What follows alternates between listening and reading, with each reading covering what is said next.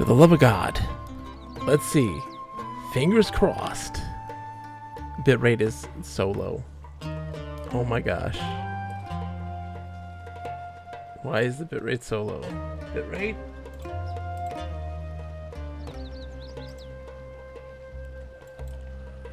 What is happening? I hope it is everything okay right now? No, it is. Let's see. Fingers crossed. You tell me. Tell me when it freaks out, please. I'm gonna kind of move this stream bit over here and see what happens. Looks fine for the moment. Yeah, geez, I don't know what the hell's going on. There are rumors of a Sephron, the Jade Urn, that rewards experienced Kalims who, unlike you, chose to leave their braided shore birth. Burden, something, I don't know. Something wackadoo. It can handle the meat. I hope it can. But yeah, see, like right now, the bitrate's like, yeah, a lot lower than what I've set it to. I don't know what the hell is going on. It can't handle my meat. So we need to talk to, let's see, none of this Charmetal cogs. Yeah.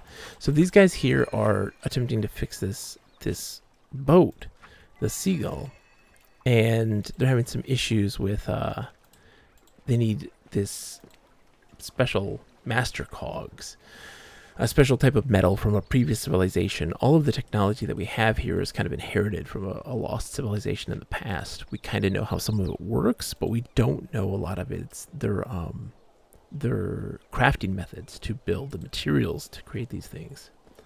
So we've been struggling with that. So we'll see how that goes. Or they're struggling with that sort of thing. So we have to find master cogs, which are made of a very particular material. Anyways, hi guys. Once again, we're back.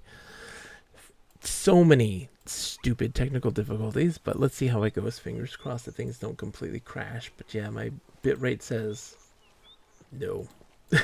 It says we're trying, and I'm like, this doesn't make a lick of sense because my internet's doing just fine. We have our internet is like a fiber, right? It's dedicated fiber, and it's a gigabyte up and down. Like, I don't know why I'm having so many technical issues. This is so weird. We're heading south of the Kuro Orchard. We're gonna go to the Charred Lands. The Charred Lands, what it's called? What is it called? The Burnings. Notice since we got fiber that sometimes it just poops the bed. Seriously. What's funny though is that like my old internet service provider tried to convince me to come back, and their thing was just like, we can provide you like twice that speed at the cost that we're charging, or they're charging me, which I'm paying $45 a month for this because we got a killer deal. And so yeah, so like he was just like, yeah, we can provide that for you with a cable, with our cable thing. And I'm just like, no, you can't. You can't do 2 gigabyte upload and download. Well, you don't need the upload unless you're really doing like a server or something, you know, like you don't need that upload speed. And I'm just like, okay, dude. And they keep coming every day. So they have a lot of tangled plants. We need mite for this. I don't have any mite. I don't have enough to even get that open. But this is a server that supposedly has folks in it, so I'm curious to know like where everybody is and get them to help me open this stuff up. Once eventually we get enough like money and things, we'd be able to overcome a lot of those mite issues, because a lot of the gear that we'll get, like this gives me a sociality +1 and a +1 to our damage, +1 to our defense, and +1 to our speed, which is a really great armband. But we don't really have a weapon yet. We have our fishing pole. It doesn't, it doesn't attack anything. Our cable company is not prepared for the exodus. I was so happy to tell them to fuck off. Yeah. Oh, dude. Tell me about it. Tell me about it. I had stinking Spectrum. It was the worst. Spectrum was the worst. We'd have like autopay done on our stuff, a valid credit card and everything, and then just like their auto pay just didn't work, and literally the day it was due, they'd shut it off. And I was just like, we have the money, we have the auto pay set up, we have this all this stuff out. I don't know, something must have happened in our system, and you know, it's like it'll take you, you know, like 3 days for it to come back up. And I'm just like, why? You turned it off in an instant. Like, look at this. These are little omens. These are nature spirits. These are the bushes. There's a lot of different ones. There's rock omens and grass omens and these sorts of types, which is really cool.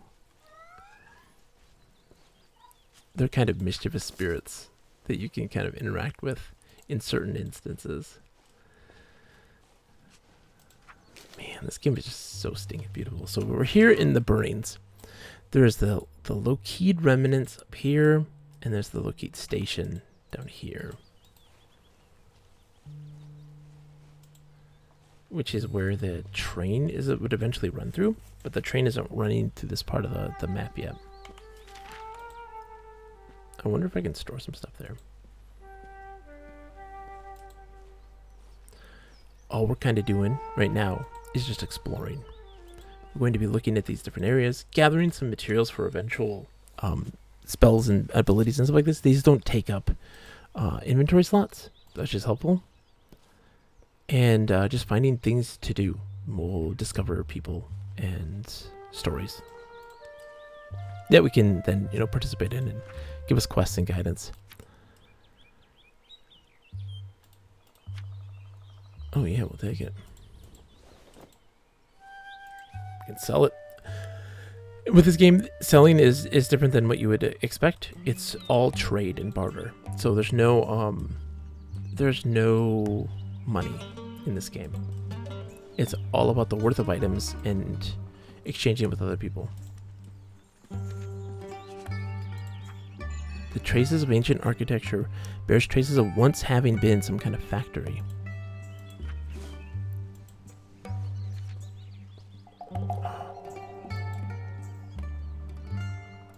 Going into the underbelly. Oh, see, there we go. My bit rate's back up. It seems to be working nice now, and nice and smoothly. Like, I don't know. Yeah, you're right, DD. It's just my internet decided to crap out on me. This is a new place. There's no map of this area. I don't know what to expect here. I might die. But this is the underbelly. This is tough to see. It's dark. It's very dark. I should have a light source to be able to see through here. Oh god, what are you? Hold on. Hello? Okay, young adventurer.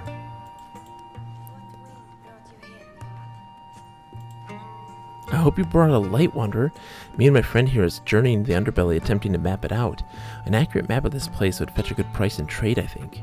Also, before planning a serious expedition, it's best to know something of the lay of the land. It's easy to get lost down here, though, and rumors speaks of chambers that can be reached by mystical means. What do they mean? Ancient debris. I bet you have to use might, yeah. Only with brute strength can the debris be cleared. We're just kind of exploring right now. I'm not taking things seriously. I don't have a light, so I can't really see in here very well. Like, just... oh. Hold on.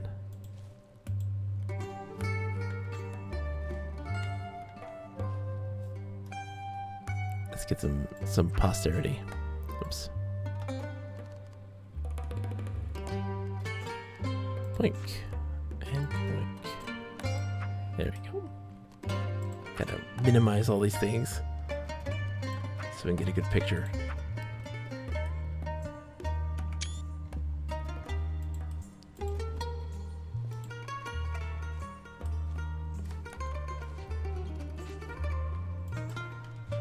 So this thing right here, this tells you kind of where people are in that space if you can interact with somebody. What is this? A small what? Soot-covered brazier. Underbelly moss, sulfur grains, and marble shade. Something shined over here. Let's see. Level 5. Oh. I see something. Here we go. This place is beefy. This is amazing. I've never been in here. This is one of the more recent additions, or like one of the big content in things that they did. Let's see. Honeycap.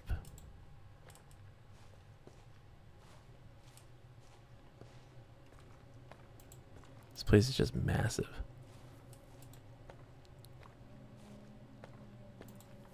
We're just exploring. I need to come in with a torch at some point, some light source of some kind. Because, yeah, this is a lot. Oh, there's something.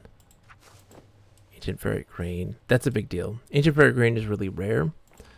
And is definitely a thing that you use for much higher level spells.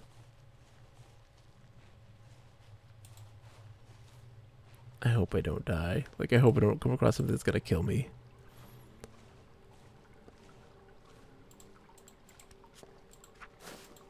Because this is definitely like a place that is seemingly very dangerous.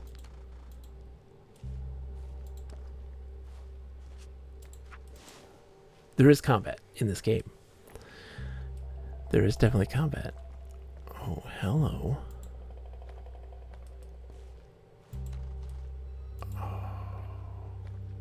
Can I get down up there or into there from here? Yeah, we can.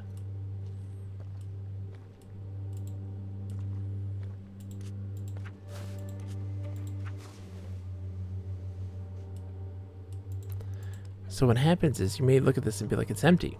What's here? You know, there's nothing here. But in reality, the events that can happen in locations is actually like randomized based on the server you're on and the time of day, and these sorts of things kind of reset after so many hours.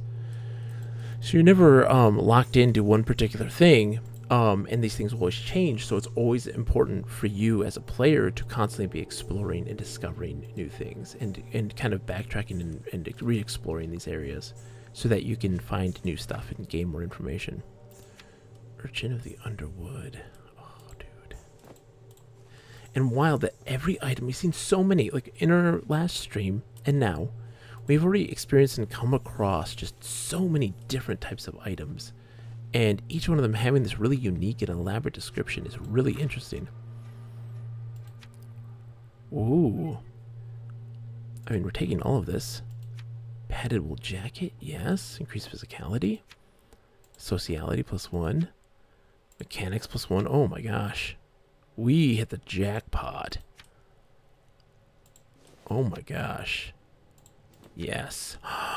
The Okasim blade, a massive Malku blade of charred woots. The blade is made from a single piece of metal and has no hilt. The metal of the blade simply ends in the blunted hilt where its wielder can hold.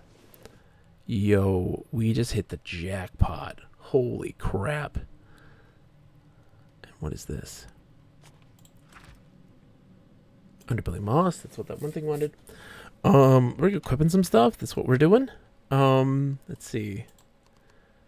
So we got this guy here, which is a physicality +1. We got some boots. We didn't have any boots before, so let's add those. And this is a physicality +1. Perfect, because we need some extra physicality for sure. And then this gives me a spirituality buff. Cortez says, I love you. Cortez, I love you too. How are you, my friend? It's good to see you. It's been a while. How are you? How have you been? How have you been? It's been a real long time. That is good to hear. I'm glad you're doing well. We are playing some wonderful, wonderful. So this is, what is this? Does this give you? It's giving me anything else. Sociality +1. This is, oh, okay. Yeah, I want the pendant off and put this guy on because that gives me speed +1 as well. This is so different than Shenmue. You would think, but it is also so very Shenmue. This is a game about exploration and discovery. This is a game about world building and foresight in its creation, right? Where Shenmue is also very forward thinking. Its stories, its world building, It was all constructed ahead of time, and this is no different. This is a game that is always evolving and providing fascinating insight into its world that is so alien and strange, but oh so beautiful. This is such an amazing and evocative game that I love so dearly. I hope that that comes across because it is an absolute treat to play and experience. What have you been up to? What have you been playing? Anything good? What have you been doing? Oh, we're climbing up. Oh, what's up here? I'm just like keeping an eye out. Is this a way out? Where does this take me? Back to the burnings, but I wonder where. I'm so glad you're still streaming and doing what you love. Dude. Oh my gosh. To say the least. To say the least. For those that don't know, Cortez was one of those people very early in my streaming life, coming in watching me play some Shenmue, which I love. I'm feeling in the mood to play some more Shenmue 2 in the near future, but like Zelda's coming out soon. Street Fighter 6 is coming out soon. I'm so excited for Street Fighter 6. So, yep, we're now in the low-keyed remnants. But we have so much stuff now. We might want to head back and try to sell some of this stuff because we have like a ton of it, a metric ton of it. Maybe try to get ourselves a bag upgrade. Ooh, yeah. Give me some worms. I'm going to be streaming Zelda 100%. My wife may not agree because she wants to play it too, but we won't be playing just, we'll be having a schedule with other stuff going on as well. So it won't be just Zelda, although I wish it was. We'll be doing some other stuff too. All right, so our inventory's doing fine. I've got some increased physicality though, which is really nice. So what does this mean? Lacking weapon proficiency. So we have to get proper training. So we should probably, after we do this, head back to Mir, and spar with. There's a guy. There's a trainer who teaches you how to fight. And you can get a proficiency in the weapon. But yeah, I'm gonna play Zelda for sure, 100%, because that is a game that, one, I think it's gonna be fantastic, and two, it's just gonna be really interesting to play. It's gonna be super interesting to play. Alright, so let's see, what is our physicality right now? Okay, I think I can fix this. Yeah, I gotta take the walking stick off. And that will fix it. Give my physicality up to 3.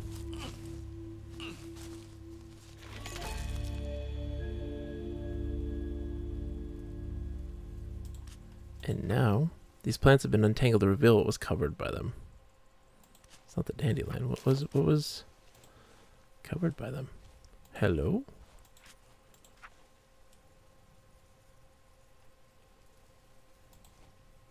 Nothing of importance? Nothing big? Okay. Alright, we'll go see this other. We get XP for that, so there's a couple more tangled stuff that was down here that we can now deal with.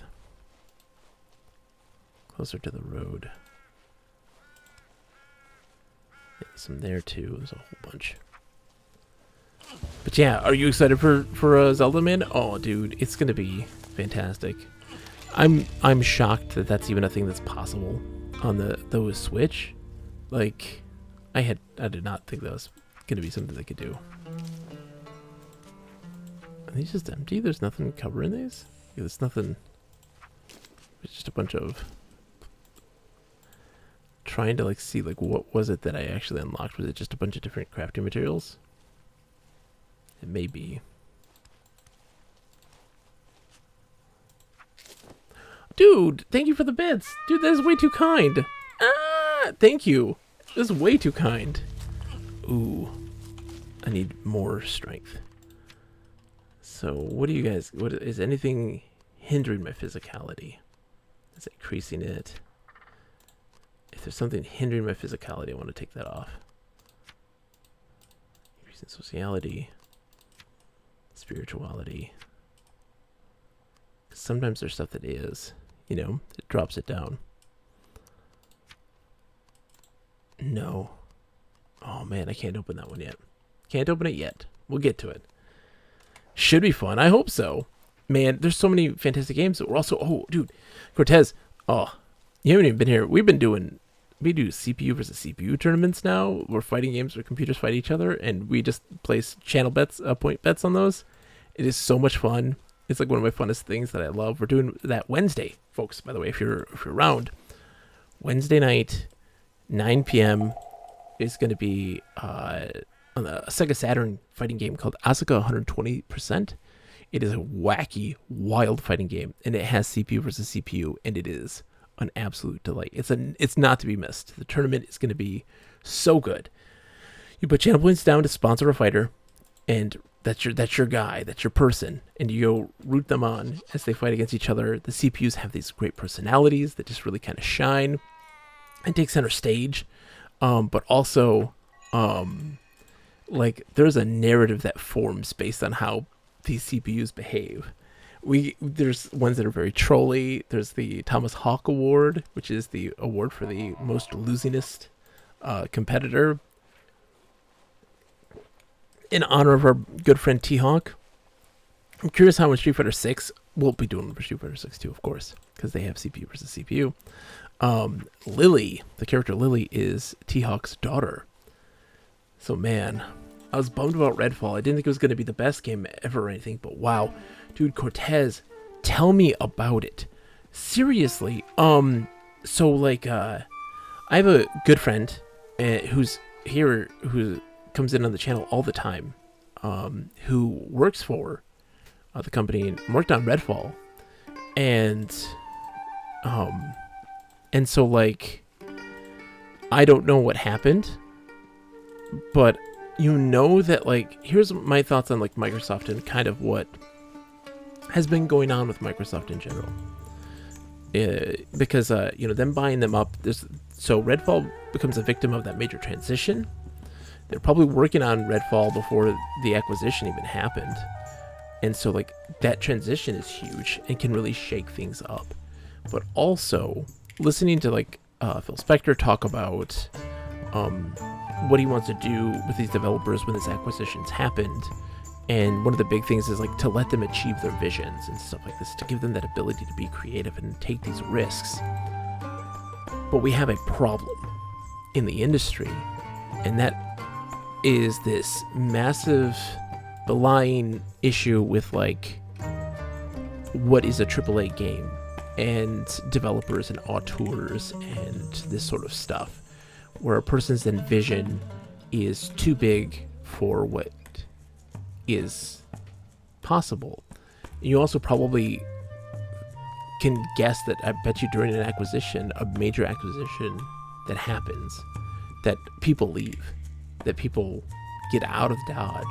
And so people who are working mid-team, disappear. They get out of there, move on to something else. And that sort of stuff can really affect the quality of the game. I don't know what happened. I can't even remember what claim. I would not ever ask my friend here online, like, hey, what happened? Give me the deets. I wouldn't do such a thing, because that's totally not right and fair by them either. Let's see. So I need these guys. So this stuff we get by selling stuff. So the necklace, and then I need armor proficiency as well. But man, it is an absolute travesty. And it sucks for the folks that worked really hard on this to have it come out and not be what they were expecting, and it not meeting the expectations of everybody. All right, let's see. I'm getting real close. That gives me a sociality plus. Like, I need to keep that stuff. That stuff's important. Let's see. So the rose hip is edible. I just need a little bit more.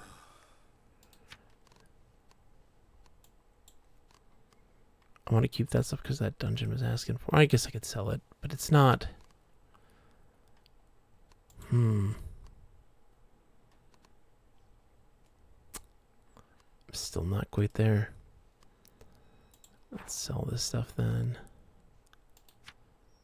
Oh, that gives me a plus in sociality, though. I want to keep it. I want to keep it as much as I can. You know.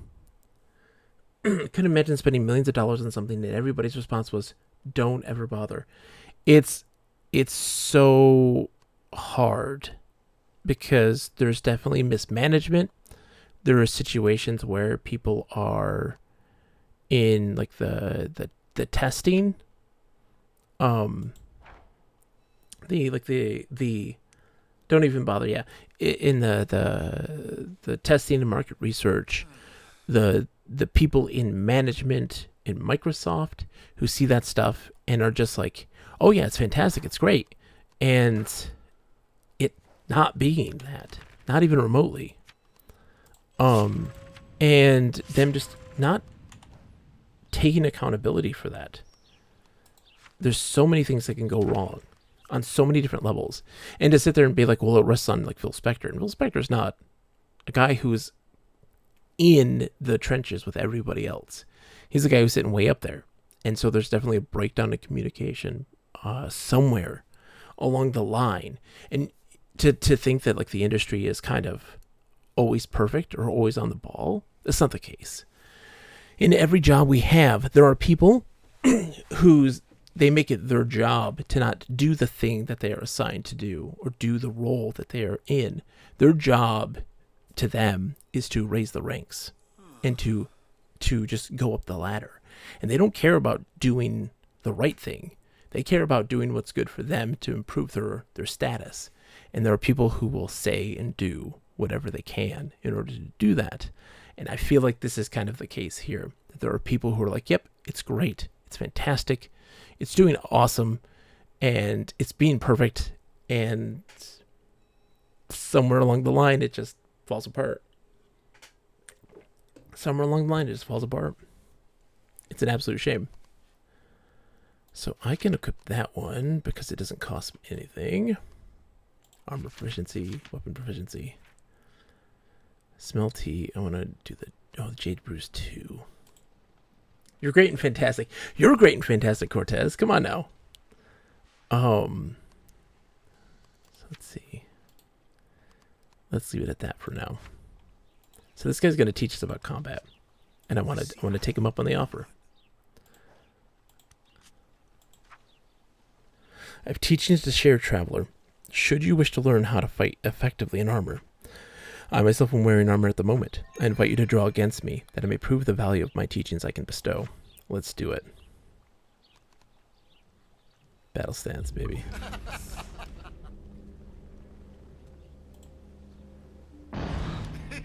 Okay, battle's initiated. We wait until this bar increases. So we got an 80% chance. You see these percentages here.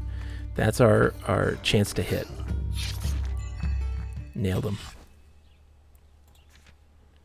I won the duel against the Duelist Warden. I'm impressed, Kaleem. Well done. We actually have like some decent gear now from that cave. Come on now. Come on, game. Oh, it's getting glitchy. Combat always makes things a little weird. You fight surprisingly well, Nomad.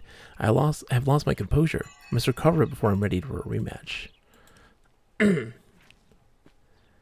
And so one of the things that I always say, like when we talk about just how we deal with the industry, how we as consumers, how do we handle and react to the industry as a whole when this stuff kind of falls apart, right? A lot of people are going to be reactionary, or if they're a part of the opposition, if they're a part of, you know, the competitors, they love to like laugh and point fingers and be like, ha ha, you know. That isn't helpful to anyone. It isn't. It's just not. Instead, why aren't we in a situation of like, let's see what went wrong and fix those problems, on an industry side of things. And as players, it's okay to criticize. It's okay to be like, this isn't an acceptable product. And so that it can at least be a situation where you're now putting the pressure on people within that industry to reflect on where it has fallen apart and do that kind of risk analysis of like, who was responsible for these mistakes, who was responsible for getting these things to this point of no return, and being unable to fulfill on the promises that they wanted to make to create their vision. Because no one can sit there and look at a product that doesn't meet that vision and say, like a creator, right? The people who are being responsible for executing on this vision of a game, looking at this and saying, yeah, this is meeting our expectations as a game. This is meeting our expectations of a vision. This is fun. This is interesting. A person being able to play the game is going to be able to know this. But then you're put into a place where there may be people who say, if you say this is bad, if you question my vision, you're out. You're done. And it's like, well, what do? You want to have your job? You want to see this through? And maybe you can have some say and maybe fix some things and help get this improved and right the ship, but it doesn't work out. There's humans involved. There's humans involved who are trying their best. And there's always this thing about criticism and critique where you can tear a game apart. You can honestly sit there and break apart the game and all of its faults and flaws and still be an empathetic and compassionate human being towards the people involved with that. That you can be a constructive criticism. You can be a level-headed person to view them as equals, as human beings, instead of being the entertainment itself. Like, we like to project the bad thing onto the people themselves. So if that game is bad, then those people involved are bad, and we have to take them down a peg. That's never the case. That's never the case. So it's interesting. It's interesting to see that sort of thing, right? Call me crazy. That's just how I view things. I'm not always right, also, I will stress. I could be talking on my ass, which I tend to do. Let's see. So we explored a little bit there. Our bags are full. I need to empty some stuff. We might go head over to Batsaha and see what's over there and take the boat because it just pulled up. We got to go across in the water though. Oh, hold on. The fisher needs help. The struggling fisherman. I got you, bro. I'm going to help you, my friend. He says, I've got a big one on the hook. All I can do is just hold it in place. I need some more muscle to help me pull it out of the water. I got you, my friend. Let's do this.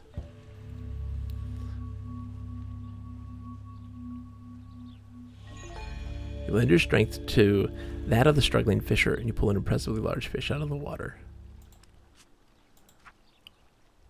We did it, Nomad. Thanks for the assist. Here's a little something I caught earlier. If I may suggest, stuff it with a little parsley and butter before grilling it. You won't be disappointed. The Western Snapper. I'm not going to be able to make the boat, but that's okay. You're coming down from a mushroom trip? Aw, dude. Enjoy. Hopefully it's a positive come down. Like it's a nice, smooth landing for you. Fingers crossed. I'm not a partaker, but still appreciative. And also look at these visuals. This is a beautiful thing to watch while you're enjoying that kind of experience. Because look at this. This is so beautiful. This is a very beautiful game. Oh, hello. Yes, my powerful vials are for responsible individuals of the Fraternity of Mystics only. Cannot sell my wares to those lesser folks who might use my vials for irresponsible, perhaps even reprehensible acts. What's my spirituality at right now? Is it at a +2? Let's see. It's at +2. Okay, so let's see what he needs. 2. I feel like I've been reunited with an old friend. Indeed. Indeed. Ah, sighted one, take a look at my vials. What do you have for me? A vial of Viper's Lash. Ooh. Drinking this vial grants you a remarkable boost to speed. Vials containing magically sealed potent reductions of mystical brews. A craft mastered only by brewmaster adepts. The secrets of vial making remains a guarded art within the Esoteric Union.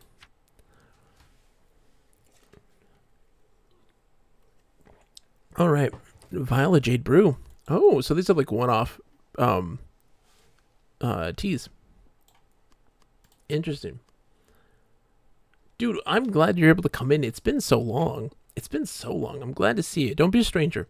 I'm always here. Always here. I've been streaming a lot more lately. I had to take a break back during the winter time for just like life stuff. Just being super overwhelmed with life stuff. And being able to get that stuff out of the way has been really helpful.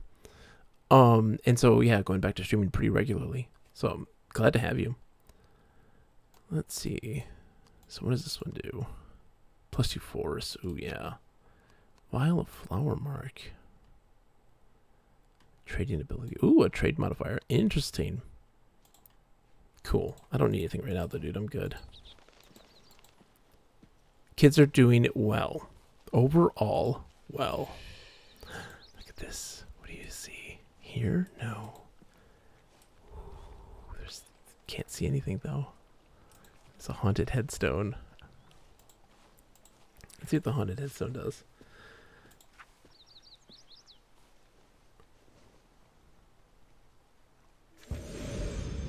What do we get?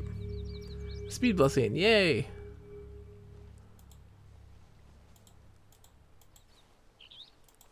Let's go see what we can find. Going up north. Just to see what we can see. Kids are doing well. My oldest is homeschooled right now because of some issues with the school system. But other than that, we're doing okay. I think I said this last time, but it looks like you're graduated from your closet. Indeed. I have a home now. We got this, how many years ago? No, 2 years ago? 2 years ago? 3 years ago. Yeah. Wow, it's been a long time. Little over 3. Oh my goodness. It's been so long. So we're winding our way now up through, where are we at now? We're in, the Brim of Aberat. We get a nice bonus, walking speed. Hunter. Let's look at the hunters. Hello, hunters. What do you guys have to say? Nods at you. What you want, buddy? Oh, okay. Freshly plucked chicken thighs. Crossing's liver. Ooh. Some armor. Yeah, it's okay, that's great armor, but it also has heavy burden, which slows you down dramatically. It's like, I don't need that. Well met, wanderer. Good hunting in these parts, at least it has been for us. Have a care that you strike camp by nightfall. The woods are not safe at night outside a ring of firelight. Happy trails, friend. Oh man, Sakura, it's been a joy. We had some major technical difficulties at the beginning of the stream, but other than that, we're doing great. Speak to my friend over there and they'll open up their pack for you. Seasoned hunter over here too. How's it going, Sakura? I hope you're doing well.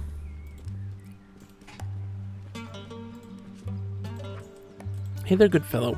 You're not lost, are you? There are many dangers skulking about unseen in these woods, especially after nightfall. Can you recognize the heavy thumps of a Katem?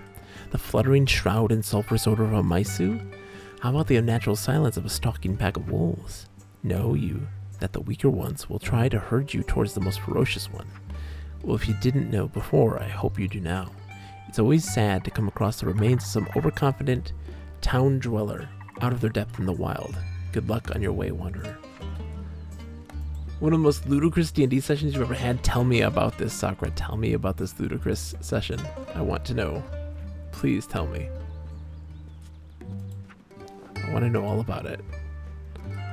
What happened? Is this the... This isn't the new one you started. That was the one you start making the new character for. That's for a Pathfinder one, right? So is this for your,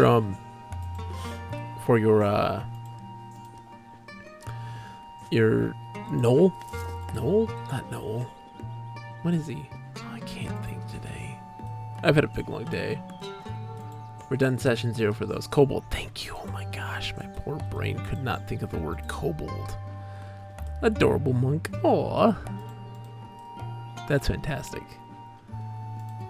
Well, I hope everything went well in the grand scheme of things. 1.5 foot tall. He's a short boy. Aww, he's a cutie though. She's a cutie. She's a cutie.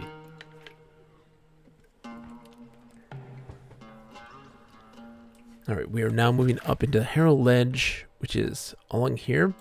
The Traveler's Meadow is a beautiful place that I really want to see, that I never get to go to very often. And the Fairy Cove here is kind of a shortcut to Batsaha, which we'll probably take in a bit, but we're going to go kind of explore this a little bit.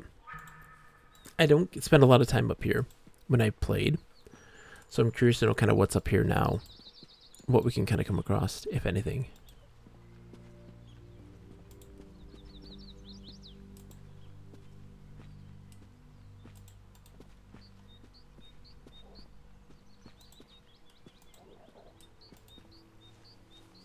So this is where, ooh, there we go, some mushrooms. Urchin in the woods. We should find some driftwood up here somewhere at some point. Seashells. So what's interesting about this game is also just like kind of discovering these things. You have to kind of know where things are. Like you learn about where these kind of materials are to gather for your spells and abilities. And these things can be utilized to solve puzzles as you progress as well, which we haven't come across too much right now. We're still in the very early stages of the game. So we don't have a whole lot to work with. At this moment, at least. We're just kind of exploring the space, kind of getting a lay of the land, showcasing some of these areas, and then seeing what kind of events happen. And that's kind of how the game... Oh, let me just readjust because I'm an old man. Part of this game is just that, right? We are all about exploring and discovering more than anything.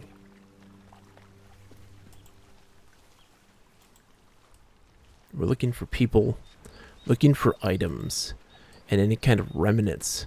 There's right now a floating lamp over there. Look, what's that all about? Let's see. The Bright Oak Shore. Who is this person? Is there a person over there? No. Yeah, there's some bandits.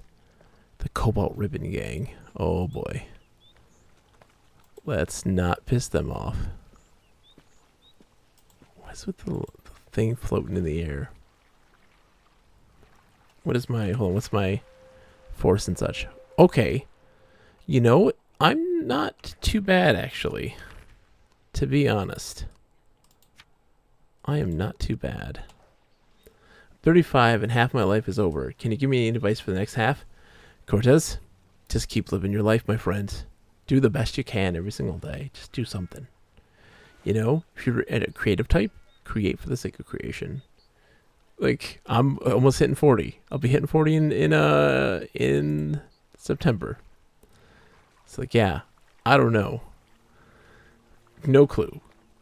Sakura says, okay, so we were tasked to spy on this dude and find out if he's a cultist last session. We totally forgot between weeks that that's what we heeded to learn. So that went off course. I went in because I'm super sneaky and observed a bit. He was writing letters, then crumbling them up, and ultimately learned nothing important. Oh no! I want to kind of draw one of these guys out to me. I don't want to get them all because that would be like a lot. I don't think I'd survive that. Hey you, come here. You guys not interested in talking to me? What's this? Your gang members. Hello? Rogue Skipper. What is going on here? Hi there, friend. I'm Cal Jackby, the one of the merchants of Batsaha summons when they need quick, discreet transportation out of sight of the wardens. Look me up if you have need of my services. When I'm in between jobs, I anchor my sloop Black Flounder at the southeastern edge of Batsaha Harbor. Really? Hello again, friend. I hope your business with the ribbons goes well. They have secret connections with at least one prominent merchant in each harbor town along the Verb. The favor of the Cobalt Ribbons leader is a valuable thing to have, believe you me. Really? I'm sorry, Kaleem, I'm already chartered, but if you need to hire a boat for some clandestine business, this is a good place to ask around. The boathouse in Mur and the southeastern edge of Batsaha Harbor are also good for that. Oh, and don't give any offers to any of my crew if you know what is good for you. I need every able hand for my voyage back. I'm already charged. Okay. Whoa, what is going on here? Smugglers, huh? Hello, Kaleem. A person has a right to feed his family, right? If I have a boat and the winds keep the fish from my nets, what can I do but earn my keep some other way? We're far from the only ones running goods for the Cobalt Ribbon Gang, or other gangs for that matter. Private dealers of illicit goods sometimes hire outside help as well. It's a good place to come to offer services. The Cobalt Ribbon has contacts in most harbors, making it so we don't have to travel far to find jobs on offer. My crew are all fellows from back home. None of us are criminals. We're just in need of some extra income. I hope you'll be discreet about meeting us here, Kaleem. Chief Warden Hassam currently resides in Mir, and he has ears all over the village. Oh, interesting. Yeah, so if your reputations with these guys are down, they'd probably fight you. That's my guess. Oh, look at this. So then he wrote a new letter. Put it in an envelope. When he went to bed, we stole that and read it. Had to bring it to the party to read. Then after learning that he's being chased by assassins for stealing a thing from a magical college, not really good people, we went back to the dude who hired us, but it was getting late. Guards didn't let us in, so we broke into the place. Dude who hired us was not happy. We didn't find out what he wanted, and he really didn't care about assassins. I love the chaos. The absolute unadulterated chaos. Just letting it flow. Yeah, I don't have anything to say. A bandit helps with all. Yes. Hello, bandits. Nice to meet you. Don't mind me. I'm just... Hello.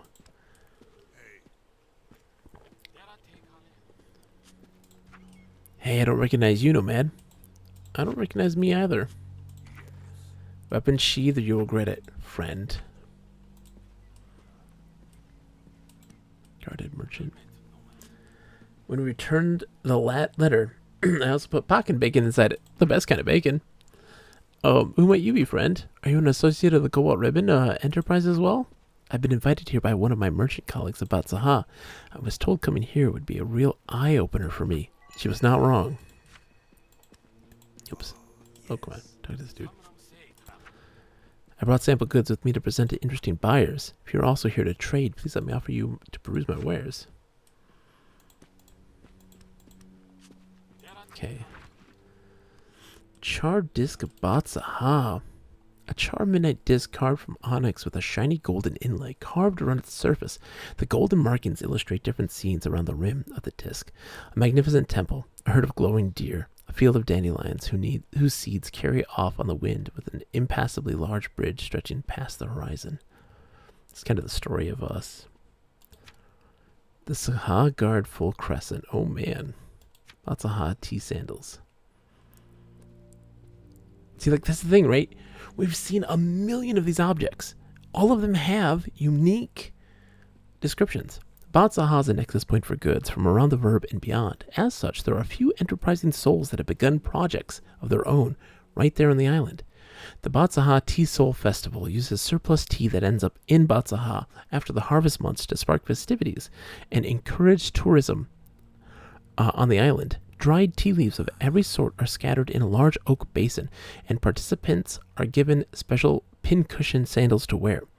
The participants must trade for a ticket beforehand, after which they are allowed to step into the basin. The participants are tread around the tea leaf basin at their leisure, and when they step out, a controller collects the tea stuck to their sandals into a festive paper pouch. It is said that you can tell your fortune in the tea mix that you end up with. Whether that's true or just a sales pitch made by the organizers is anyone's guess. Oh, shoot. Oh, I want to look at it. Yeah, look at all these. The bands of Batsaha. Like, there's so many things. Pocket slots. There's 2 pocket slots in these armbands, and they give you speed. The Veil of Batsaha. Once upon a time, Grand Baronessa Fissa Pelgin took the daughter of the Nem clan hostage, and many thought full-scale war would erupt in Braided Shore. Art Counselor Mabarin managed to convince the 2 families to meet on the neutral island of Batsaha. In truth, Fissa and the Nem clan's daughter were lovers, and the 2 of them had orchestrated the kidnapping in an attempt to be together in secret. Upon hearing this, the father of the Nem claimed that Fissa was lying and was attempting to gain further leverage on his clan. Counselor Mabarin stepped in to test the validity of Fizz's words. He brought a crowd and draped them in the same veil, a charred and sulfur fabric, which left only the eyes visible. If Fizza could pick out her beloved from the veiled crowd, then that would prove that their love was true. Fizza stepped into the crowd and took one look around before picking out her love without hesitation. I love this stuff. I love this stuff.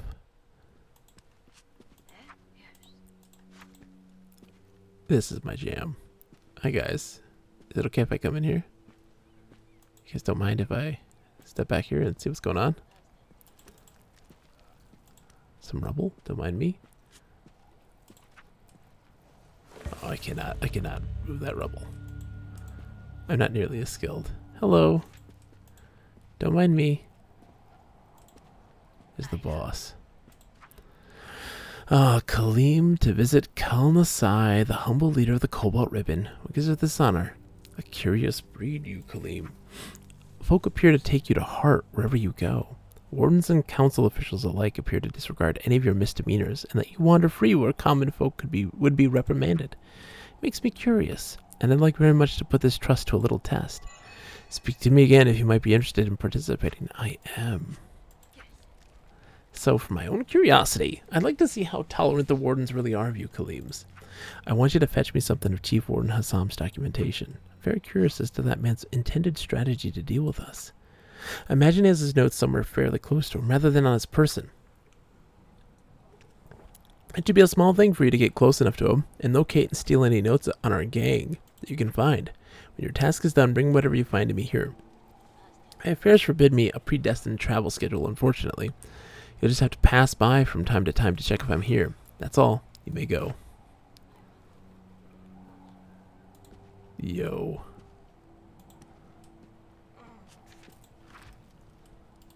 Candle.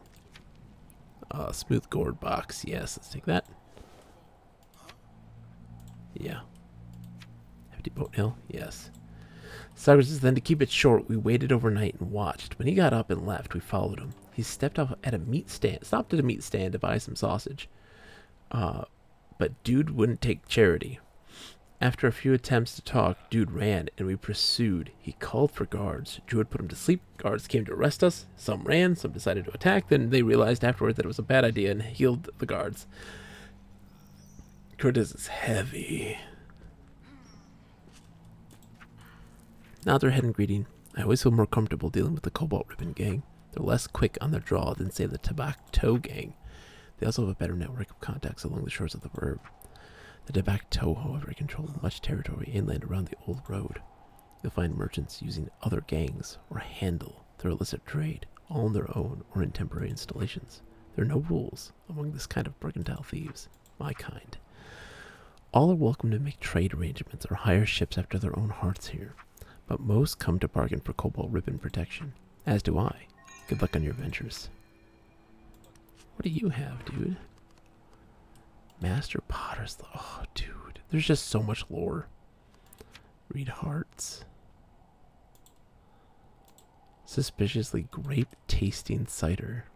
I'm once again sending this message to demand that you Batsaha Warden stop harassing me when I'm trying to sell my wares in the market. I'm well aware of the restriction placed on wine, but this is unambiguously cider. There are plenty of other cider merchants here peddling their inferior product, and they all left alone. But the wardens decide to bully me just because I'm making cider from grapes. What's the difference between apples, pears, or grapes? Keep your thugs away from my stand and shove them up. The rest of the message is illegible. My youngest is coming down.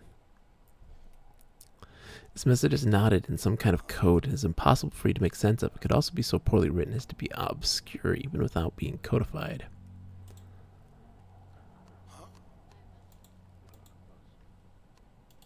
Strengths. Smoke cylinder. Oh. Hey, kiddo. Hey, Russ. How's it going? You need to be getting up to bed. Mama said for me to go get you. Okay. Why for this? No, because I'm scared. You're scared? Okay. Why don't you go wait out there? I'll be in a minute. Okay. Alright. Well, That's gonna be interesting. 1 second. Okay. I might have the means to get that open. Plus one mechanics. Let's see.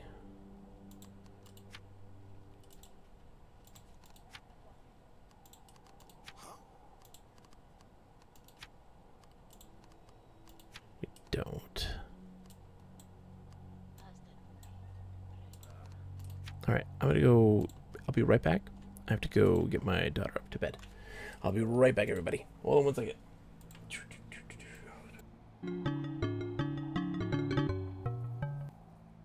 Wrong button.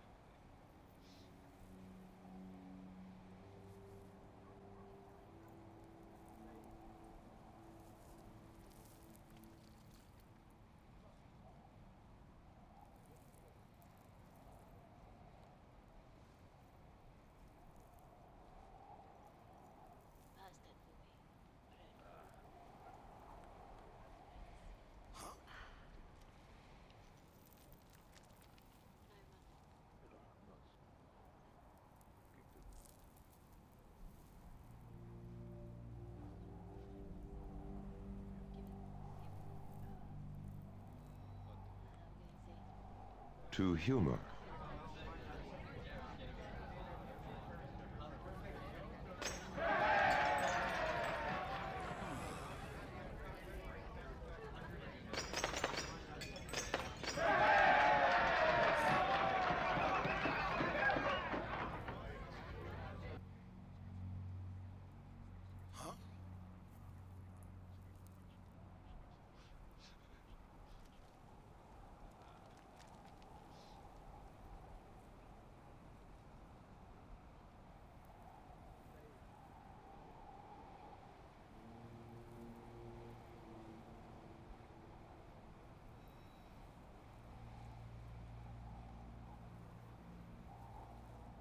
Think you can get it inside mine?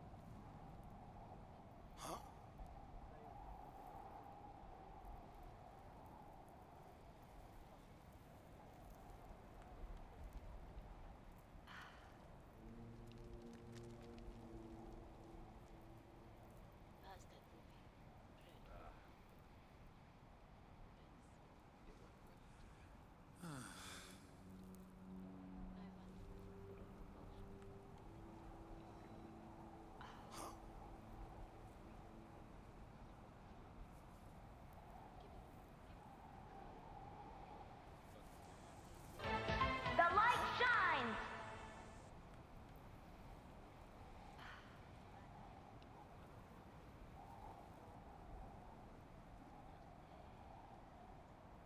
Hello, I'm back.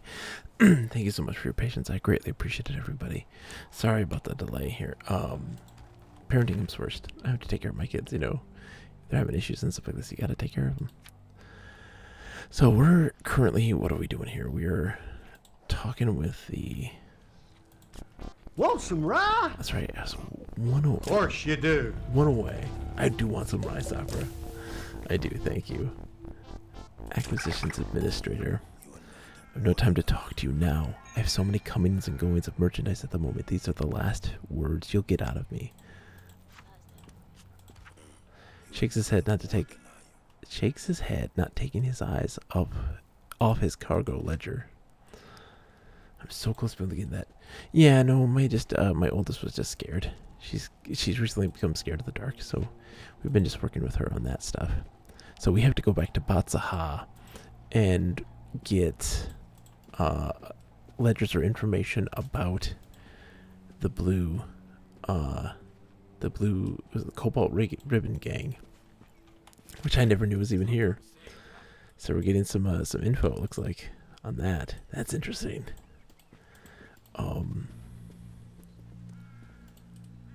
We need Mike and Sully. I know, right? I know, but yeah. So she's doing okay. She's just tired.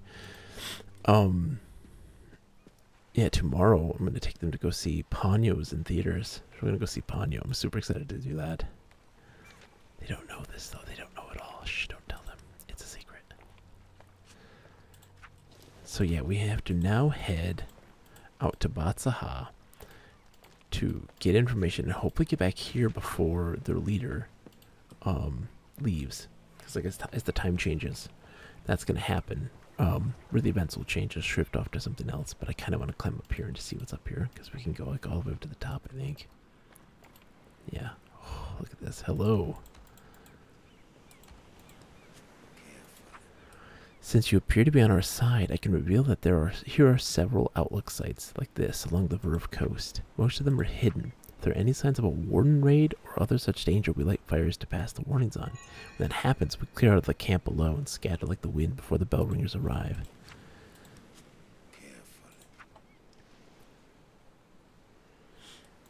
Sucker says Raider strike sign. Hold on, let's see what this.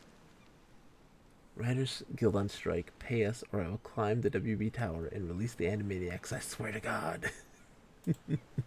I love it, Sakura. Okay, so there we go. He talks about the wardens.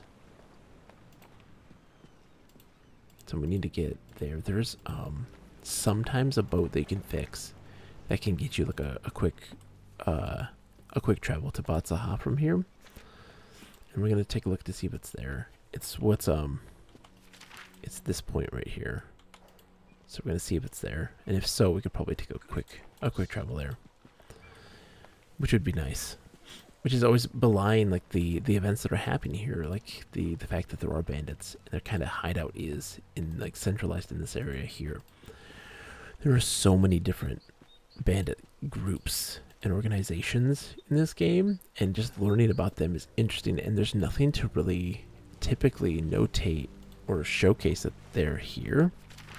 It's far more based on the way that the things that they wear, and so you have to kind of judge that based on how they visually are looking. It's really interesting to have to make those guesses and those calls, because like in Batsaha, there's a local band of like a little gang. And you can tell, like, I think it's like the color of their shoes or something like this that tells you what they are or what their affiliation is.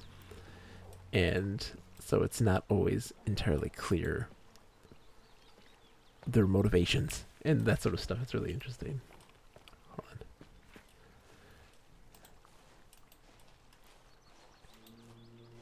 on. I wonder, is that a, hold on. I never know. So this is maybe the sheltered thing. Let me see if this is a... Oops.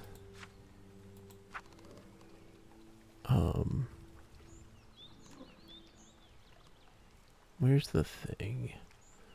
It can take me there. Keen eye. Okay, it's not a Nomad's Rest. I don't know where a Nomad's Rest... I've never like found a Nomad's Rest at all. So I have no idea what that actually means. What that looks like at this point. So we have to take the long way back to Mir. And then from there we'll head over to Batsaha.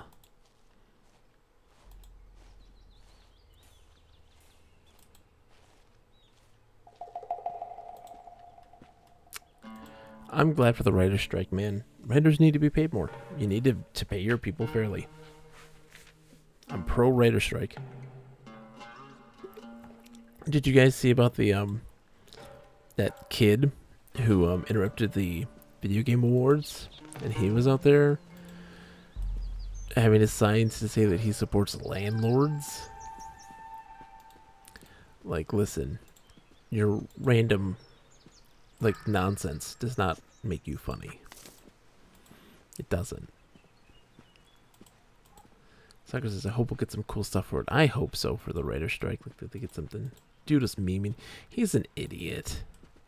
He's an idiot is all he is. He's just a kid. Has no clue what's going on.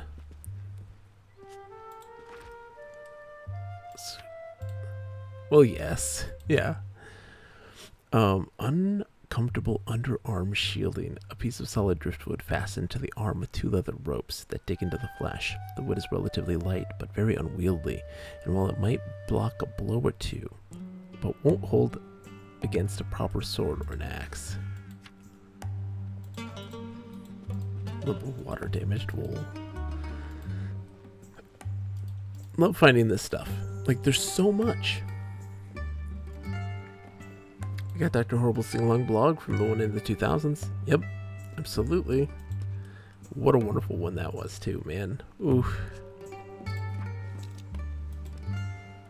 Classic.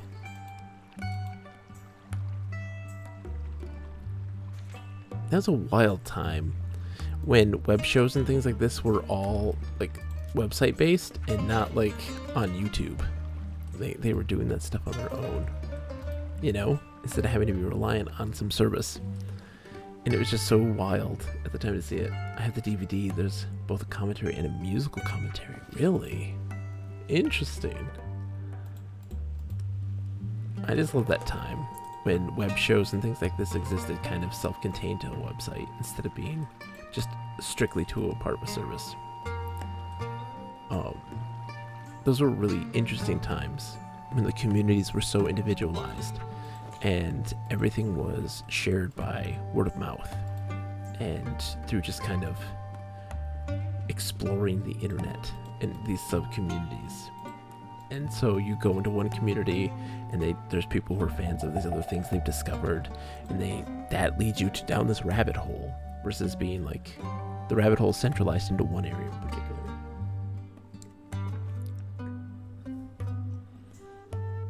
Hello, friendly ward warden.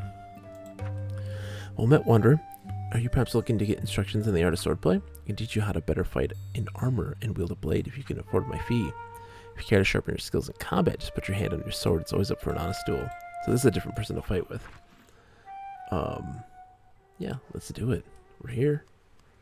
So let's fight.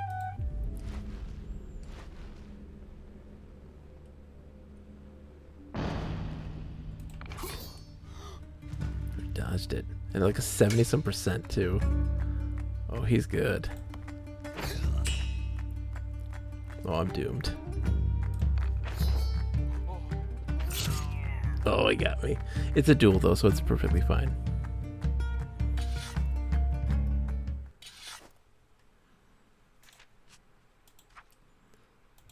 Come on. Yeah, so now you get tired and you just need to rest. Are you aware that a quicker strike has a lower chance to hit? If you take your time to prepare your strike, it's more likely to hit. If you care to sharpen your skills in combat, yeah. Let's sit for a second and recover.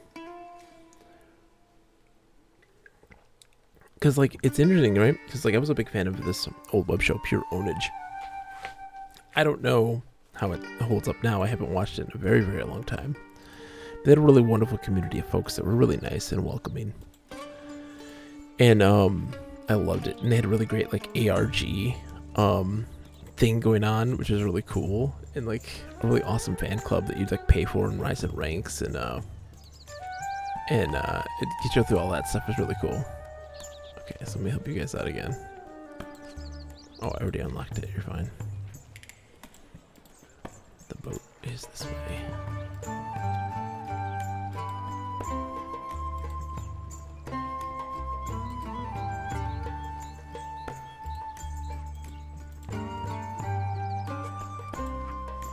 Right, I'm supposed to go to Batzaha.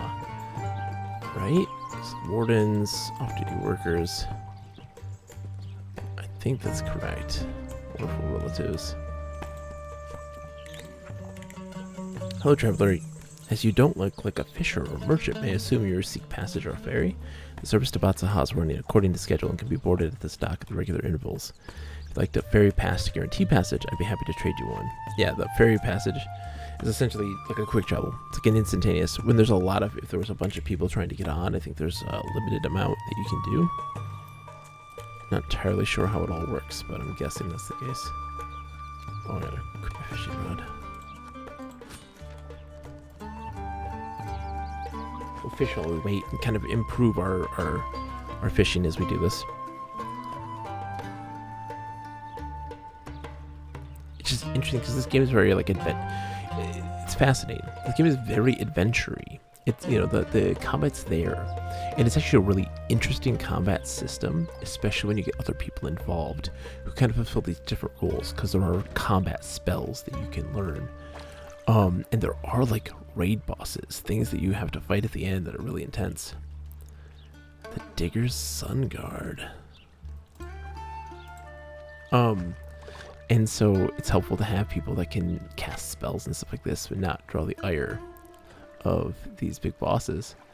And but it's a really more adventure game than anything. Discovering things and collecting things and delivering things, that sort of stuff.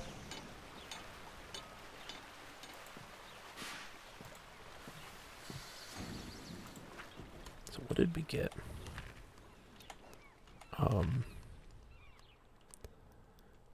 Digger's Sun Guard. When you arrive in Ovi Talif, don't forget to ask for a sun guard before heading down into the quarry. I've known too many people who underestimate the southern sun and end up getting burned. Union leader Zaki, a physicality +1. Yeah, ooh. Ooh, yeah, we're gonna wear that instead. It gives me a burden, but you know what though? Like, I'll take it.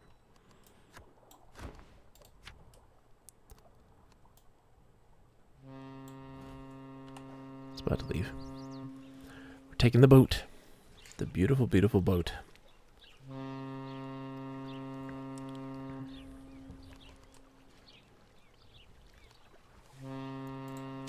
What's our skill book looking at right now? Alright, so we have one knowledge point we can do for like guiding to a shelter. And smelling teas. Which I don't necessarily need to do. Yet at least. It's interesting that you can do that to like determine who's under the effects of a certain tea. Is there a direction to this? Northern wind, yeah.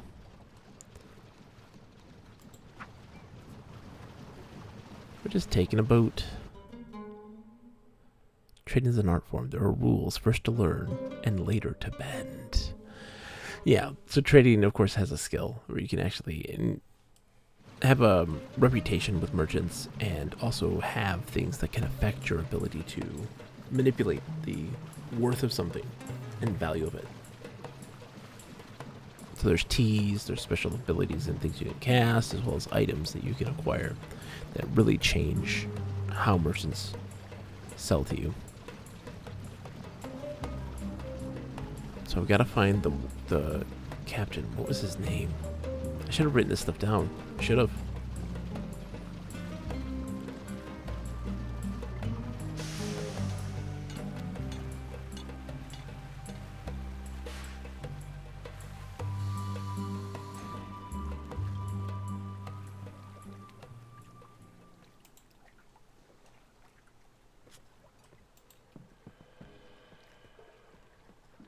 Alright, so let's see. I think it's over on the far right side where the Warden Master would be. The House Jahan Baronite. Machinist Union member. Locals. Crafters Union Administrator. Oh, how my fishing pole is glitched. Let's fix that. Let's see if that fixes it. There we go. The Malkasu. They're so big. I captured a Katem. I'll believe it when I see it.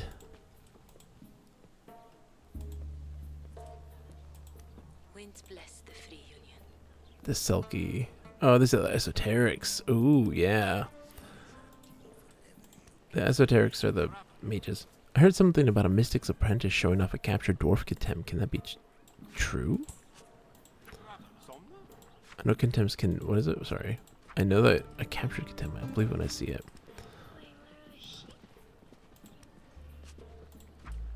Some spirits cross not still water. Others pass not running stream. Sometimes they sell stuff. Oh yeah, that's the guy who did capture it. He pops up sometimes in the crossings as well. The apprentice mystic.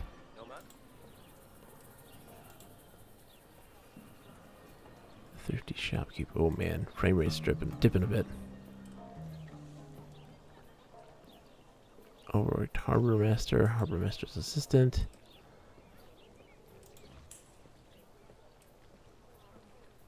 Shady entrepreneurs. Yeah. Boat hand, shipping company drafting agent. Moment of your time, Sam. We're representatives from the Kasanu Shipping Company. We're traveling the land looking for sailors and ship officers to crew our latest business venture. Our proud merchant vessel, the Golden Whale, is currently being laid down in Kasa. The company believes that as soon as the blockade is lifted, our ship will be ready to take on crew and material in preparation for her maiden voyage. Have you any seafaring experience? Are you able-bodied and of sound mind? Do you suffer from seasickness or claustrophobia?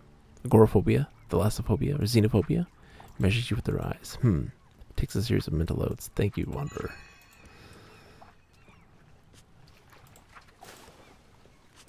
this. I should be able to tackle this. Yeah. Easy. Easy peasy lemon squeezy.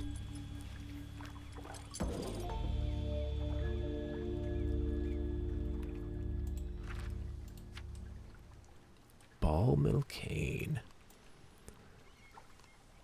I got off track the other day. Came upon a small farmstead of Malkasu, living out in the woods.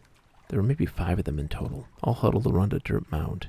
There were 3 other dirt mounds close by, all with the bent metal poles sticking out of the dirt. The largest of the gathered Malku grabbed a straight metal pole from the ground and stuck it deep into the new mound, deep enough that it could stand on its own. The old mounds were overgrown and untended, while the new one was richly decorated with rainbow-colored weeds and sprinkled with a sugary powder. It was apparent from the somber atmosphere that this was some kind of ritual. I snuck away quietly. I had an overwhelming feeling that I was intruding on something important. Telk, a woodcutter's apprentice. That's some good stuff right there. Polished tomback piston, small hand wheel. Cool. Yeah, we'll take them. So we have to find the warden master. I can't remember his name though. There's the harbor master. Yeah, he's all pissed off about Casa being closed. Welcome to Batsaha. General goods. Okay, let's see. There was also the guy up here. I wonder if his kid's still here. Or if they're not here right now. It doesn't look like they are. Oh, man. They had a little quest, too, that you could do. That I didn't finish.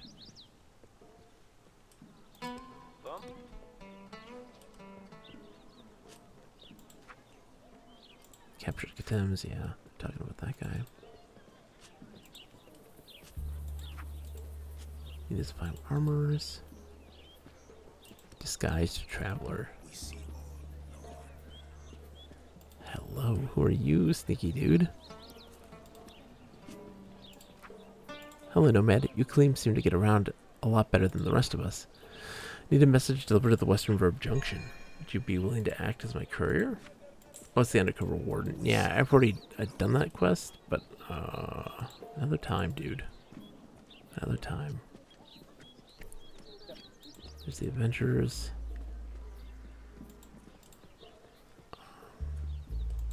That's the teacher that teaches you the stuff. Some Selkie. Hello, little Selkie dudes.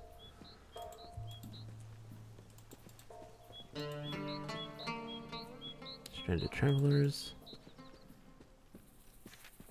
I want to know where that master warden is. Brewmaster is. I'll help you guys. The Luck Strongbox. It gives me those. You want those helpful knots, the friendship knots, whatever they are. Because trust me, you want to collect as many of those as you can.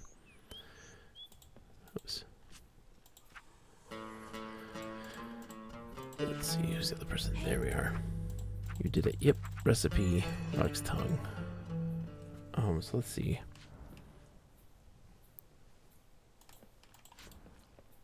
I think he's like right over here. Is this him? It's the Malkasu warden.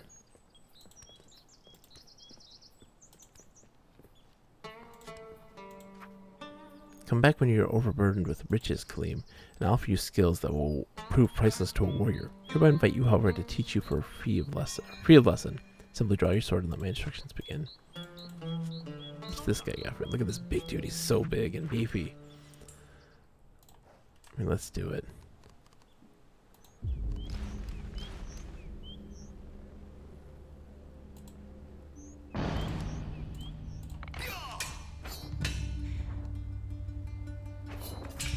Oh, dude, he gave me a low percentage rate, too. Dodged at like 76%? Come on. Oh, there we go. Okay. Oh, come on. Oh, it's so glitchy. Key, how are you, my friend? Sweet sweat and pain is also payment. We were dueling with a warden. He was teaching us lessons. Key, it's so good to see you, my friend. Shout out to Keyglyph. Thank you, Sakura. Thank you so much. My dearest friend, Key. Folks, if you haven't heard of Keyglyph, the chillest of human beings on the planet. If you want to settle in a beanbag chair, bust out some popcorn, and just have yourself a time, then please look at my good friend Keyglyph. My bot isn't working again for some reason. Go see them, because they're my internet bestie who I've known for so long. And just the nicest human being on the planet. Legitimately. Such a great human being. Worth all of the time and effort to get to know and appreciate. The graphics are so different. Key, this is the game. This has always been the way this has looked, right? It's so beautiful. I love this game so much, Key. And we're right now working with a band of vagabonds in an attempt to find to gather resources, like information from this this port authority, so that they know, like, they're smugglers, to see what the wardens know, that the police essentially know of their behaviors, their activities. And I'm just like, this is exciting. This is just so cool. But look at this place. Isn't this beautiful, Key? Just let this world sink in. I'm playing an enfolder named Rehem Alanu. I guess I shouldn't say the graphics are so different, rather just so much more. Yes. So much more. Like free ranging on several axes here now. Yes. Oh, Key, yes. And there's a lot more quests. They fixed a lot of bugs and issues with the game. They've done a lot to really fix this game and the issues that they've had. And even though it's kind of running at a slow frame rate right now, it's because this one's a really dense place. This is a dense place. My poor computer's like, ugh. I'm gonna go look. I'm gonna go take a look over here. We're just gonna go off into the wilderness and see if we can find something going on, because there's usually something happening somewhere. But Key, I've talked about this so much, and Key knows this. I have lots of conversations with my good friend Key. We have talked about just my love for keeping things alive and paying attention to preservation of games. And even though I may not have the technical prowess and know-how to be able to kind of reverse engineer stuff like this, you know, in case of it ever falling apart and just disappearing, I definitely think that I can offer at least the opportunity for us to be able to chronicle the game experience and its world, so that we can have a better knowledge and understanding of it and remember it, because that remembrance is the most important thing. And I worry beyond worry about the day that will come when this game is no more.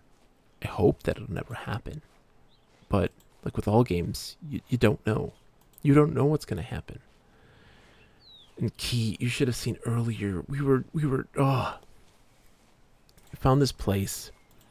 It was more recently added. That was just like the remnants of this great underground factory in this region called the Burnings. And it was just a completely destroyed cavern that were remnants of a factory from an ancient civilization that came before us. Because like the boats and the trains and all this technology were remnants from that past civilization that we kind of reverse engineered to figure out how they work.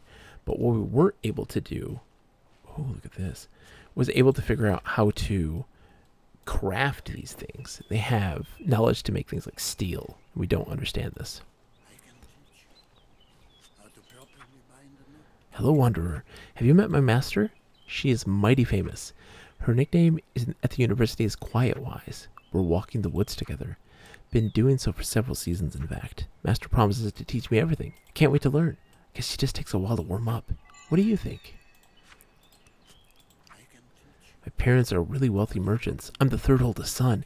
They sent me to the academy to learn to be a mystic. My older sister will take over the shop. My youngest wants to go to sea. They always donated a large sum to the esoteric facility.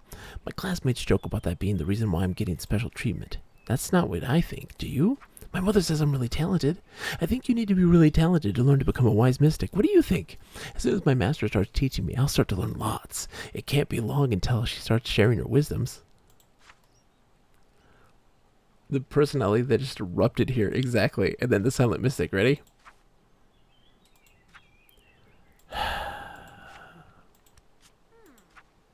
Hush. Listen. I can teach you how to properly bind a knot, Kelly. Just sit. Let's just sit for a second. Recharge that stamina. Kid, lay off the energy drinks. Exactly. The extroverted apprentice, right? They're not joking around when they say extroverted. Okay. Look, I know. I don't have time. Don't have time for that, man. We have things to see, things to discover, things to learn. The world is our oyster. And like there's just stuff that you can find and discover in these places that just elicit some questions. And like you have things that you want to understand. And key, oh my gosh. Okay, look. Key. See all these items? All of them have a unique description. We look at the bell metal cane. Key, listen to this. Okay, let me read this to you. I want to know what you think of this. This is just what this game is, and it drives me insane. Flavor text forever. They have increased it exponentially. Before it used to be really basic descriptions of a lot of things, and now it's far from the case. A bell metal cane.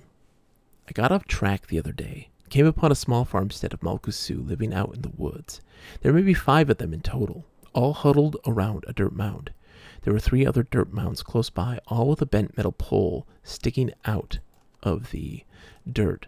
The largest of the gathered Malku grabbed a straight metal pole from the ground and stuck it deep into the new mound, deep enough that it could stand on its own. The old mounds were overgrown and untended, while the new one was richly decorated with rainbow-colored weeds and sprinkled with a sugary powder. It was apparently from the somber atmosphere that this was some kind of ritual. I snuck away quietly. I had an overwhelming feeling that I was intruding on something important. Telk, a woodcutter's apprentice. But then, Key, they get something like, let's see, the comfortable things. Let's see, there's some other stuff here. There's some... When you arrive in Ovi Talif, don't forget to ask for a sun guard before heading down into the quarry. I've known too many people who underestimate the southern sun and end up getting burned. And like, hold on, let's see. Yeah, a wide gold cloth bracelet with charstone fasteners. There's just so much. There's so much. And anyways, but here's the other thing, Key. The knot messages. So of course, writing is done with knots. It's tying of knots, and that teaches you that is how they write, how they have text. And something like this, the Singer Rosary. I never picked up a knot to see how it worked. So you have to actually learn the language first in order to do so, to be able to read it. Day 25, my first morning in Casa. Such sights to behold, such wonders to send home about, and what high prices charged for lodgings. By evening, I must find a nest at lower cost. But here's the thing. We have other ones. Do we still have them? Half-torn knot. Oh, did I get rid of it? There are other ones. There's one in particular from the Singer Rosaries are messages that this singer in the city of Casa was sending out to their family. And there's a murder that happened in Casa, a really big deal. And the singer talks about how they're sending out falcons to kill all messenger pigeons so that nobody can get any words out from Casa. And we're picking up the remnants of those messages and to figure out like what's happening. And so it's from this person's perspective of like what they had witnessed during this process. And this is something you discover along the way. The mystery of what's happening in that city is the big crux of this initial early access story. Casa's about to be opened up to. If you play the beta instance of this, you can go into the city proper, which we aren't doing right now because I wanted to really get this full experience here. But that stuff is just littered everywhere. There's just all of these flavors and all of these kind of stories that permeate from this. It's so beautiful and it's so amazing. And so like Key, like my character, right? They're charming, passionate, and self-sacrificing. By charming, that means that we have an increased value of our own goods when we trade things. Our can-do attitude towards your companions removes many obstacles in your way. You and your companions run faster when members of a party because I'm passionate. And I inspire and, pick up the pace, let's go. And then self-sacrificing. Carrying the burdens of others comes naturally to you. You gain a little less energy when eating or drinking as a member of a party, while your party members gets a little bit more. Like, that is just... It's too freaking good. It's too freaking good. Hold on. I want to do that. But let me just look around here real quick. You're so making me want to log in again. I wonder if I can rig a situation so it's more comfortable for me to play. Are you playing this regularly at certain times? I will be playing this very regularly, Key. Very regularly.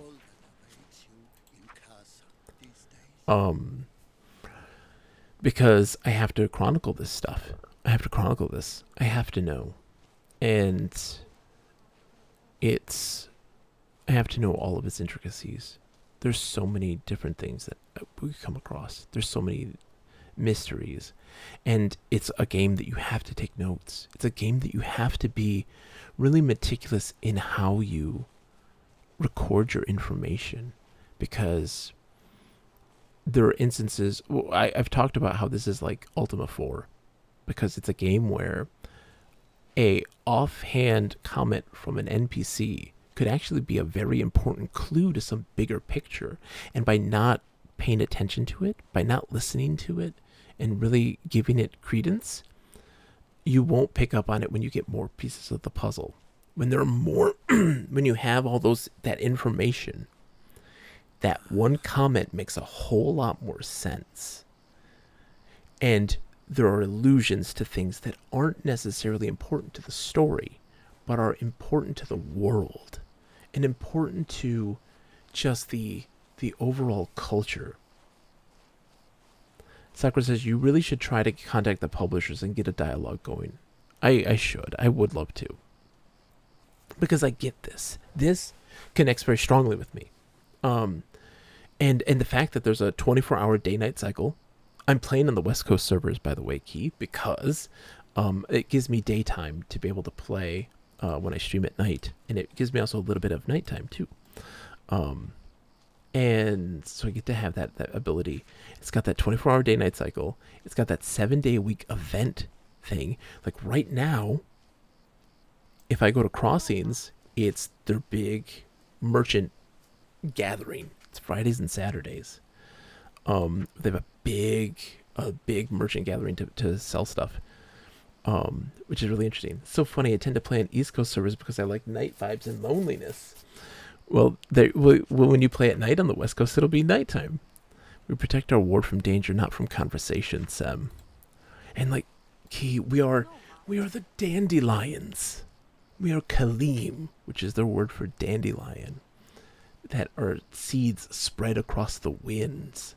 And wind is being such a valuable and important aspect of their life, of magic and all of this stuff. Dandelion is my favorite flower. It's so fantastic. Yeah, okay. Where's your botanist? There's your botanist. The House Pelican botanist. Really must get on with my flowers. Anything with marble petals and I will claim it. Okay, so he's looking for things with marble flowers. If we ever find any, we keep them. Now these people, these encounters, they happen randomly. How am I taking notes right now? Key, I'm taking notes right now by I watch. So what happens is after this, I watch the VOD and I take notes from there. So that way I can keep focused on the game, keep focused talking with folks, and then from there, keep moving. So this is only the second time I've streamed it. So how I am keeping notes is I don't have it on me right at this moment because I don't have anything really to reference at this exact time. But how I'm keeping notes is that there is a section for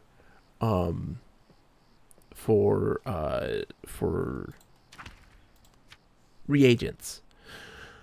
What are they and where they're typically located? And then what they're used for. So for instance, acorns, it'd be used for this particular spells and knots. So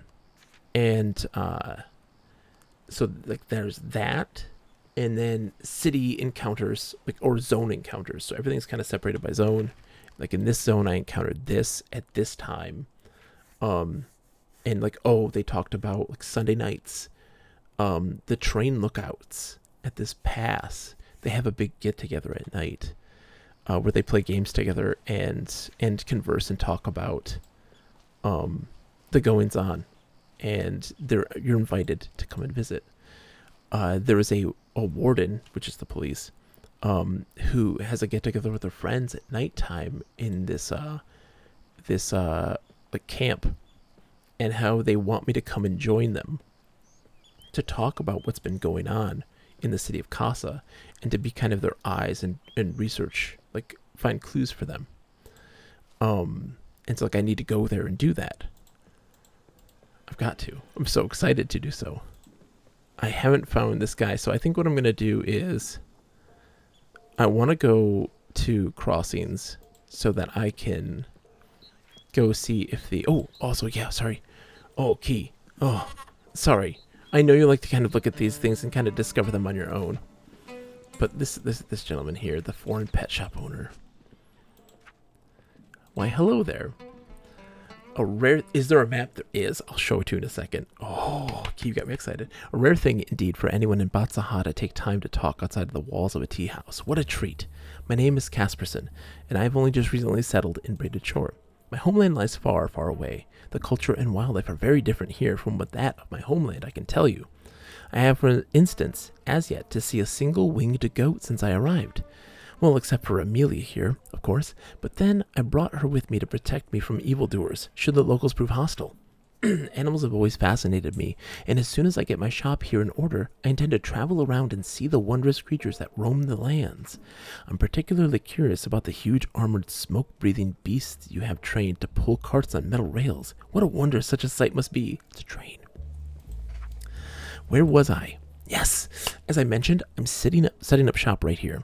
I bought this house from the previous owner, a very nice lady who used it to host games of Passage. Passage is another thing. Oh my gosh. Key. Passage. There's a thing, Key. This game is so serene and peaceful, but also has this underlying ominous, foreboding environment that is unnerving, but not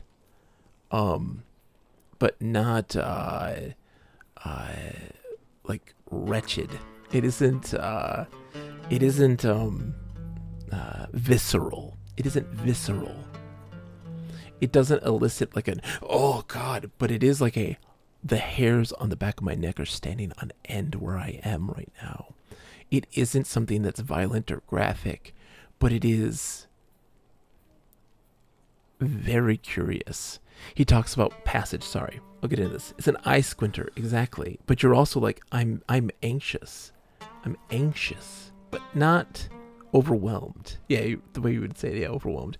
By look of fate, she was for some reason or another forced to move her activity underground, whatever that means.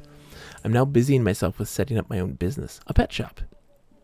I intend to import creatures from far and wide. Oh, whoops. Passage is an illegal game. It's a card game. And there have been constantly references to why it is illegal and how it has some kind of supernatural issues. On in-game parlor games, in an MMO, Bogus Kryptonite, yeah, Key, but this one also might steal your soul. So, like, I'm terrified. Can I count on you to help me search out animals who fancy my pet treats? You'd be doing me a great favor. If my pet treats prove popular with local pets and wildlife, I might not need to change my recipe. It took me seasons to perfect it. Here's some treats from my latest hatch. And he's slowly shifting off to the left. Come back if you need more. Happy hunting, Local. Yeah, we're gonna get more pet treats. Give me more. Yes, I want more. Give me more pet treats. Yes, I want another. Give me as many as I can. I can, what, I think stack up to 9, I think, right? I think 9.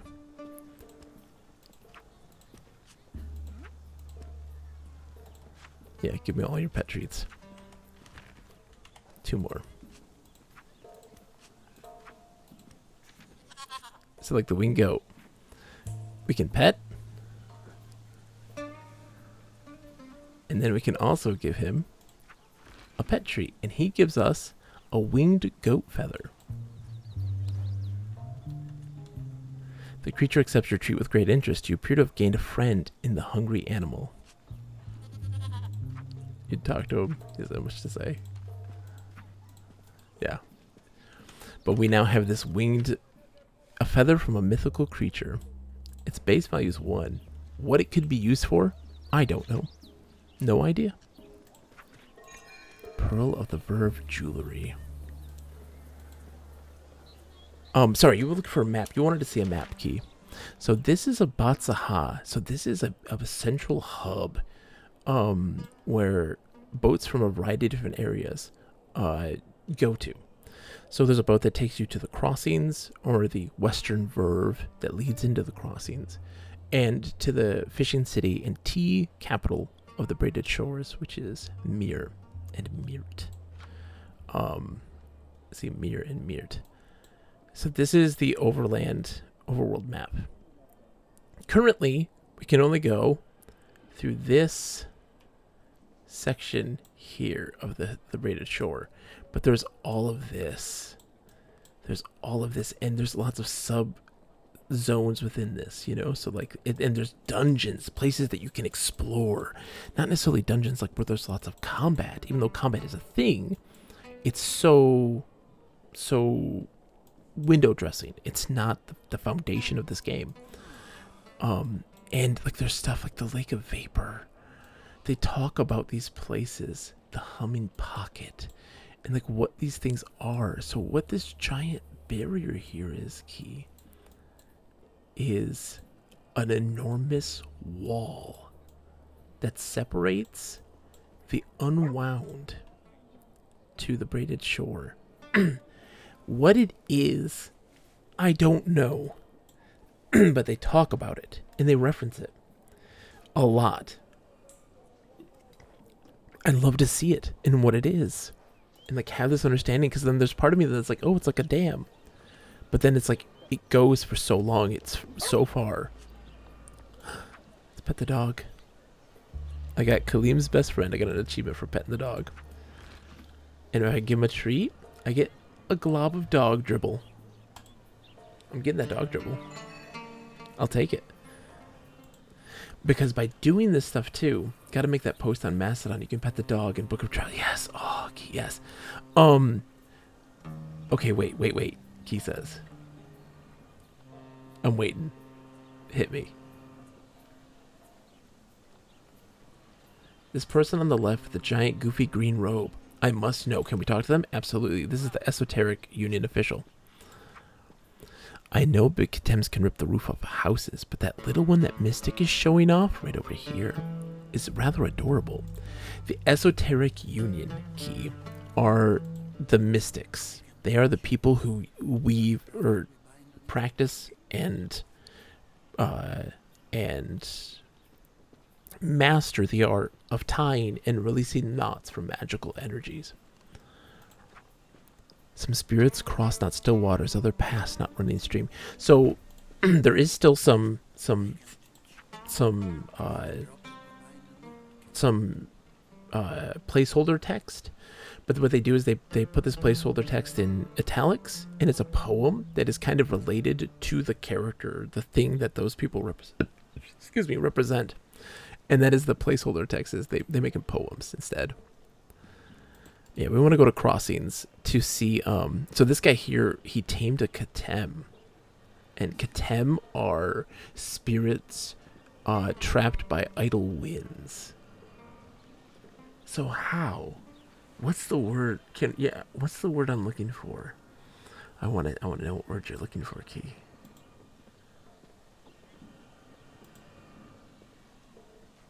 Spell not sprues, the best is yours to choose. The esoteric merchants. Here's the merchant here. The esoteric merchant. Ardent Lantern. How much of a polished experience is this now? You said it's less buggy. How less buggy? Much less buggy. Combat is still a little wonky. But combat is something that isn't as much of a focus. Do I think that you would enjoy it? Key, I think you absolutely would. It's much more finished in mechanics, yes. What I will say about this is that typically a lot of the bugs that you kind of experience, there are workarounds too. It's not a game-breaking experience. It's like, oh, I have to, like, oh, I tried to click to talk to this person and it's not working. And then just kind of walk back in, like walk away, walk back into them and click on it again and it works just fine. Like, that's kind of the extent of the bugginess that we experience. That can be jiggled. Yeah, there's some jiggle bugs. And I haven't, so like the biggest issues that used to be around was that like the boats wouldn't work. Like they wouldn't show up, or there'd be lots of bugs with the boats. I've not come across any boat bugs as of yet. Again, it seems like they got that stuff really straightened out, thankfully. But Key, look at this. Bugs that are discouraging to me, like when we were playing and a fire wasn't lit to sit and have tea. And I wouldn't have known we could even do that otherwise. Yes, I totally understand this, 100%. Like, look at this. This is a spell you can get. Sense background. Learning from these teachings will enable the student to sense the strings of destiny in others and read their personal background origins and birth winds. What that means is, let me show you. So your character can have a background and appearance and personality that you can customize, and that is just a spell that allows you to read those of other players. I love the character creation. They've improved the character creation now. There's a little bit of customization in what your character looks like now too. So you get to change the hairstyle and the height of your character, but they still have the base models. And so I'm an enfolder. So this is what my person looks like. Here's my emotes. And I just love the androgyny of this game too. And while this character has a more feminine look, it does not. It's always very androgynous in the overall scheme of things. And apparently, Key, there are emotes that you can now get that you can do. So emotes, and there's one instrument in the game, I think, right now currently. And like Key. I just love these things. Like, just having a lantern you can summon that follows you, right? Or, just shoot off fireworks.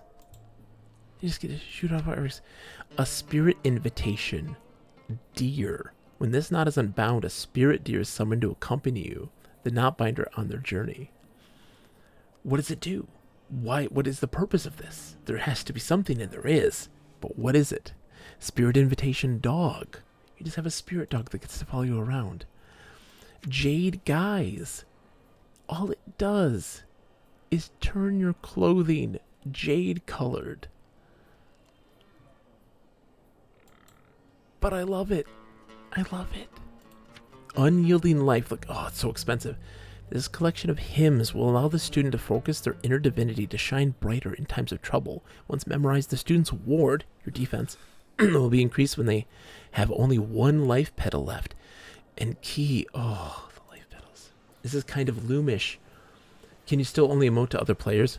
Correct. This concept of weaving spells and having very basic ones that do very mundane things. Absolutely.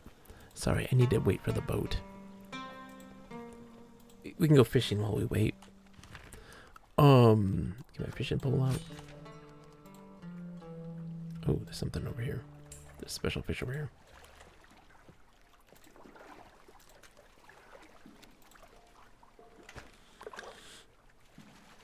And your skills upgrading, your knowledge to these things that can upgrade, so my fishing can become better and better and improved. Ha-cha-cha. I got a shiny Woots fish. And this place feels alive. It feels so alive. Oh, I need bait. Oh, I need bait. Oh. Well, I can't reach the fish there. There you go. I caught a sakura fish. Indeed. Man. And it's so beautiful. You know what I like? Is how alive it feels even solo. Absolutely. And when I played last night, I came across so many people. Half-torn knot. Let's see. Got the fish. Where's the half-torn knot? Oh, here it is. Someone took their anger out on this knot, and whatever its original use, it's now a thing of mystery. Let's get on the boat. And like, look, I'm just gonna zoom out. Oh, we can't zoom out right now. This doesn't seem predictable enough. Maybe after playing for a while, I'd see that. Is the life comes from other players running around? But great care was taken to make the NPCs really go about their lives. Disguising that. So yeah, key. Coming across other players and stuff like this, like, if you want to dig into the deepness of this world, if you want to uncover some really the big stuff, having other people help. Is there even a way to tell who's an NPC at glass? Yes, absolutely. In your map, you'd actually see an icon like your own here in the near vicinity of the map that you're in, and you could, if they do their pictographs to you, and you'll also see like little symbols if they're talking to an NPC. There'll be a symbol over their head. If they're looking at their map or inventory, there'll be a symbol there as well, to showcase like this person's busy. And if you're just near them over a period of time, you automatically join group with them. It doesn't mean much, but what it really means is just that you gain benefits because of doing so. This game so nailed the vibe, and I so love it. See, that's when I saw this, I was like, this is very much a key game, and I had, gifted this to you because I knew that someday, at some point, when you were ready, that would hear for you, and it went up in price. So like, that stuff's hard. If I were in high school or college, I'd be playing this constantly right now. Exactly, and like, the only fights I've gotten into in my 2 times playing this now for like 8 hours was on a duel that I intentionally engaged in because they wanted to teach me a lesson. They wanted to like teach me how to fight. A state where I'm very curious to try again. I'll let you take that at your own pace, and I will not. And you do not. One of the great things, Key, is that this is not a game that you have to be socially obligated to keep up with. Right? I may have more stats or higher stats than your character, but that doesn't mean that you're left behind. All that means now is that when we come across challenges, our efforts now combine.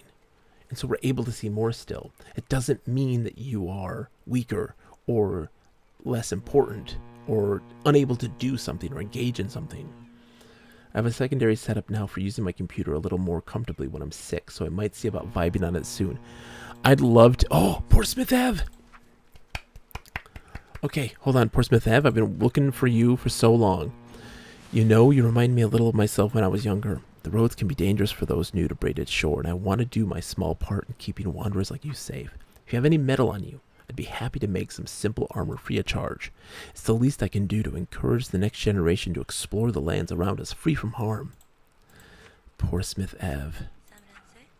Sorry, sweetie, I try to focus on those who have to find their wanderer's legs. It looks as if you've seen a few roads already, although not quite as many as me. I hope you understand. No, Portsmouth Ave. No. Look, I'm not experienced. No.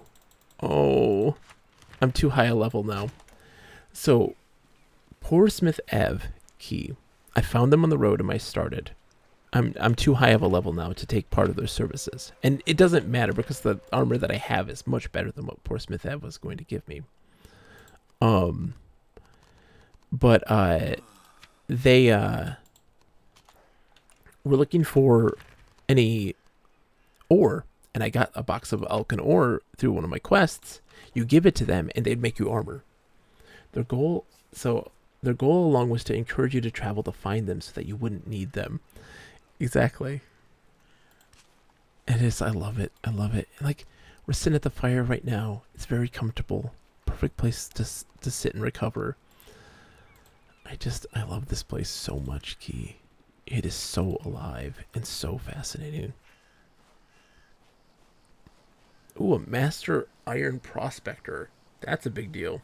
I want to talk to that guy one second. I gotta put stuff in my bank. Here's the other rosary. Hold on. Let me read this to you.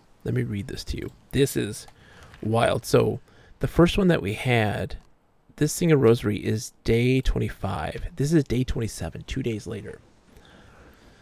I fear for my pigeons unbearable dread. What eminence owns not the Casa message falcon aviary? Yet shock was mine after falconer discourse. Coroner falcons, that's the investigators of this murder, now hunt unsanctioned message birds. Which of my darling pigeons have found home alive? That's that kind of just chills at the back of your spine. Like, what does this mean? Why are they doing that? Why are they stopping any messages going in and out of the city? What is that a representation of? What is happening in that space? And that is part of this mystery, this joyous mystery of trying to understand this. I'm taking all my knots. Very upset over the killing of the pigeons, and this hits me in the heart, right? But that is the thing, like, it must be something so grave and dire. This thing that happened.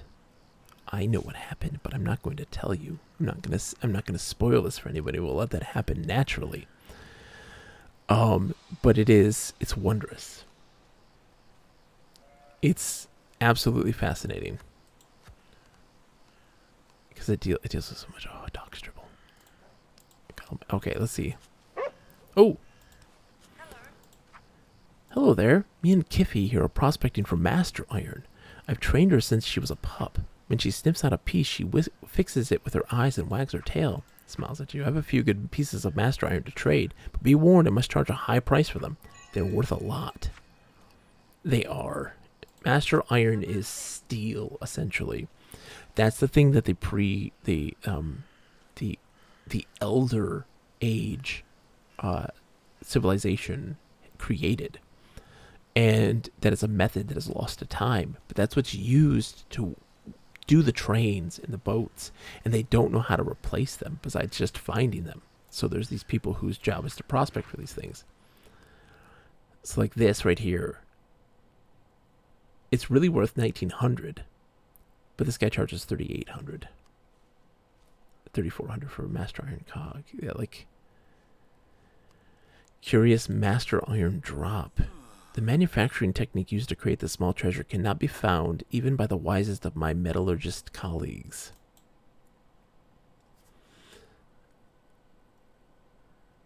Oh man, yeah, Kuno, Rhythm and Pixels is a fantastic channel. It's a wonderful place. Oh my gosh, yeah. That is the best. So yeah, oh, there's a dog. Hello, doggy. I'm gonna pet you. And I want to give you a treat. You're doing a good job finding Master Iron for everybody, okay, buddy? You're doing a fantastic job. You're a good boy. Give me some dribble. Give me some of that dribble. And Key, I'm level 5. Do you know how you go up levels? I got experience points for just giving that treat to that dog. Just talking to people, reading messages. These things make you level up. Oh. Check out their podcast. Yeah, the podcast Key, I've listened to the podcast. Rob is a musician. I swear Purnell remembers everything about every game he's ever played. Dynamite Combo. Oh, yeah, Key. Oh, yeah. Makes me think of the early eras of Battletech, Sakura says. Mechs became so rare that they became passed down generation to generation. Militaries would rather lose a skilled pilot than a single mech. Yes. Yes. There's the station master. We can ride the train. Key, you can ride the train as it goes through the countryside, and like you can choose to jump off the train and you get like injured.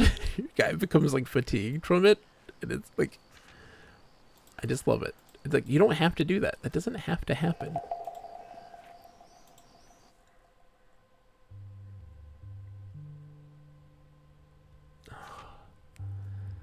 The coroner's investigation has yielded more questions than answers.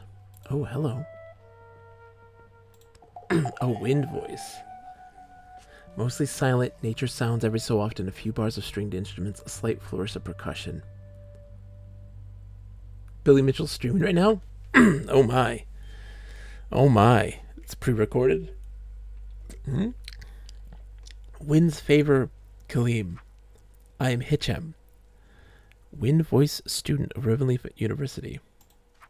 I'm pursuing a subject of study concerning winds movement along the old roads. It have come to my attention that the major roads do in some way, however small, affect the winds themselves. Mostly this is noticeable in the thick forests of the deep lands, but also here to a lesser degree. It does carry an impact. Nate Wilkie, how are you doing, my friend? Cortez, get some sleep, my friend. I hope that you are getting rest, and I hope you landed safely. If you know what I mean. Nate Wookie, I hope you're doing well, my friend. I can share my learnings if you offer me something suitable in return. Wind's blessing. Did I offer you to trade for the skill I can teach? If you do not require it for yourself, it would make a great gift for, say, another Kaleem. Tricks of the Messenger. This is a compilation of tricks of the trade from braided shore errand runners and messengers. One study to be able to walk slightly faster when traveling on the roads. I already have this, actually. I already have the tricks of the messenger. That's a speed boost. It's like a passive speed boost ability. It's going less ADD than yesterday. Well, that's good to see. That's good to see, at least. I'm very happy for that. It's currently dusk. So there's morning, or sunrise, afternoon, dusk, and evening is the four major time events things. Mechanics faculty pupil. Let's see. I just can't work it out. Why is it running backwards? We followed the Elden schematics down to the smallest detail when we built our replica. Have you any knowledge of mechanics, traveler? If you do, take a look at this blueprint. Can't you see anything we might have gotten wrong? Oh, do I? Show me that blueprint. I'm so close. I need 2 more mechanics. I can't help you guys. I'm sorry. Hello, Wanderer. We're students of the mechanic principles. But I must confess our machine has us all baffled, even though we built it ourselves. It's not running as intended. We'll be laughed out of the university if we can't get it right. Perhaps you, as a far-traveled person, have insights that may shine a sobering light on this mystery for us. If you do, please take a look at our schematic and tell us what you see. I wish I could. The chimes and the pluses. Yeah, that's XP gaining. Absolutely. Yep. It follows the road. The wind voice. So, voices? Oh, I can't get into it. We'll get into it when we come across some more voices. We'll talk about the voices. They're a thing. They're a thing. Oh, they're a thing. There's just and that's the thing. Like, I'm sitting here ranting and raving about this culture and world that I've kind of discovered and learned about and really like studied. But it's like Mist Online. Like, I'm no expert. I know a lot, but I'm no expert. The tobacco connoisseur. Say, those herbs you're carrying? What you want, buddy? Underbelly moss. For a tobacconist credit knot. What does that mean? Salutations, traveler. Did you know that soon there will be a tobacconist opening their doors here in Crossings? It is true, and you're looking at it. Agreed, it does not look like much at the moment. When my assistants have finished their work, my shop will stand ready in all its colorful glory, but unfortunately, a tobacconist without tobacco is but an over-decorated outhouse without a bucket. Try as I might, I've not been able to create enough unique and desirable tobacco blends to confidently go into business. I need inspiration and new sources of scents and flavors. I need uniqueness. I need to awaken old genius. As I hear myself talking, I believe you could play a vital role in my endeavors. Bring to me any herbs you find on your journey, no matter how exotic or mundane. I must ramp up my experiments. That's it. Shifty Sauce, welcome. How are you today, my friend? The more herbs to explore and produce, the more unique my tobacco blends I get. The sooner I'll be able to prepare my stocks, and the sooner I'll be able to open my shop. I'm on the lookout for interesting herbs to fortify and flavor my special blends with. If you bring me herbs that I find suitable, you'll be helping me towards opening my shop sooner rather than later. I'll compensate you accordingly for your trouble. How's it going, Shifty? It's so good to see you. Welcome. How have you been? What have you been up to? This is fabrics. I want to go see what the merchant... Like, you can even start to hear the din of the merchants. What is this? This is a news reader. What do they have to say?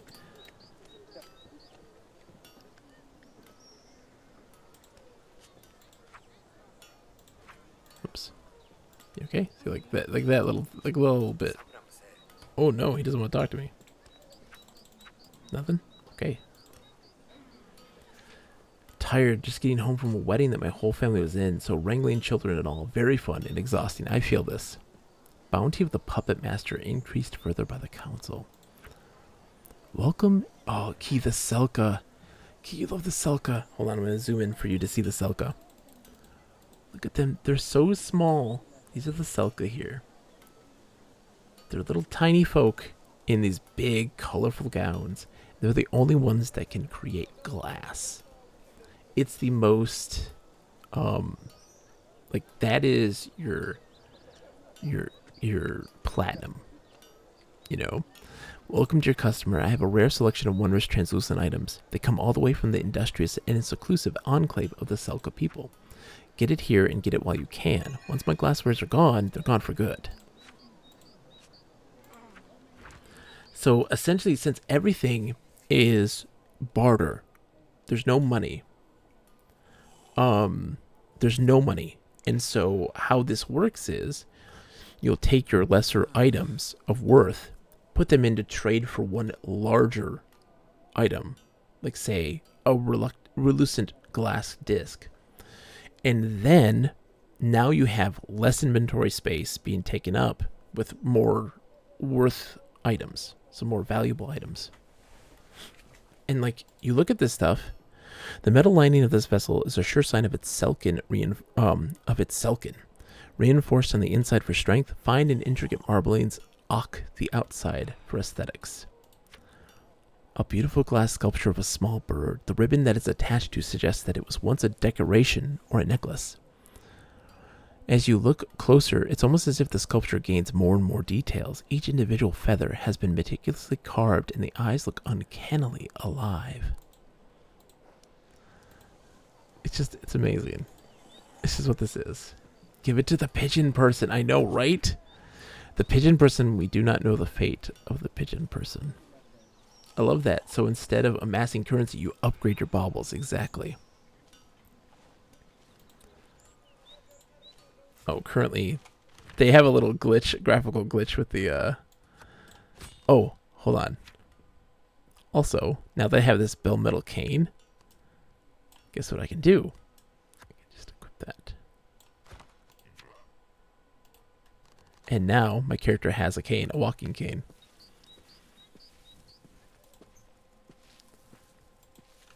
I can go and equip these flowers, and now my character is carrying the bouquet of flowers. I don't know if you can see it. They're carrying a bouquet of flowers. It's on their hip. Here's the merchant, the beginning of this thing. I'd love to see the tree of interactions based on items in this game. There are so many, and I don't know how many NPCs will react to the staff you're carrying right now, and how exactly. Because there are so many instances, Key.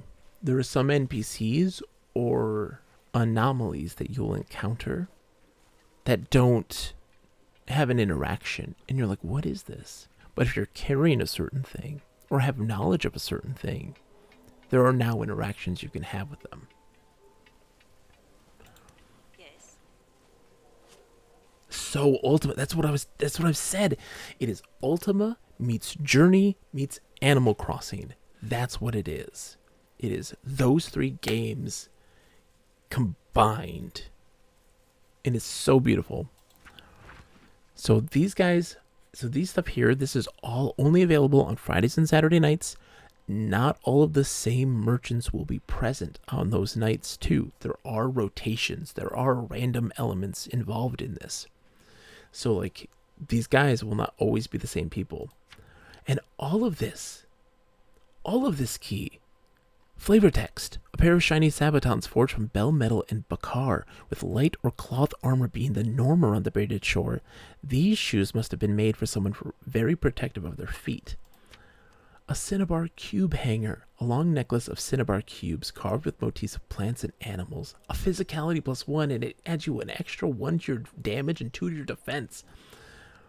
The pupil's mantle, a mantle belonging to a mystic's apprentice, pockets for reagents, and knots line the inside. When a mystic graduates Rivenleaf, it is common for them to take on an apprentice, either from those still in training at the university. Or, oh god, my wheel is so messed up. From the university or from an outside source. The job of the apprentice is to squire for the mystic and assist in any magical experiments. This has a tendency to mean carrying the equipment of the mystic. Everything gives you more context to the world.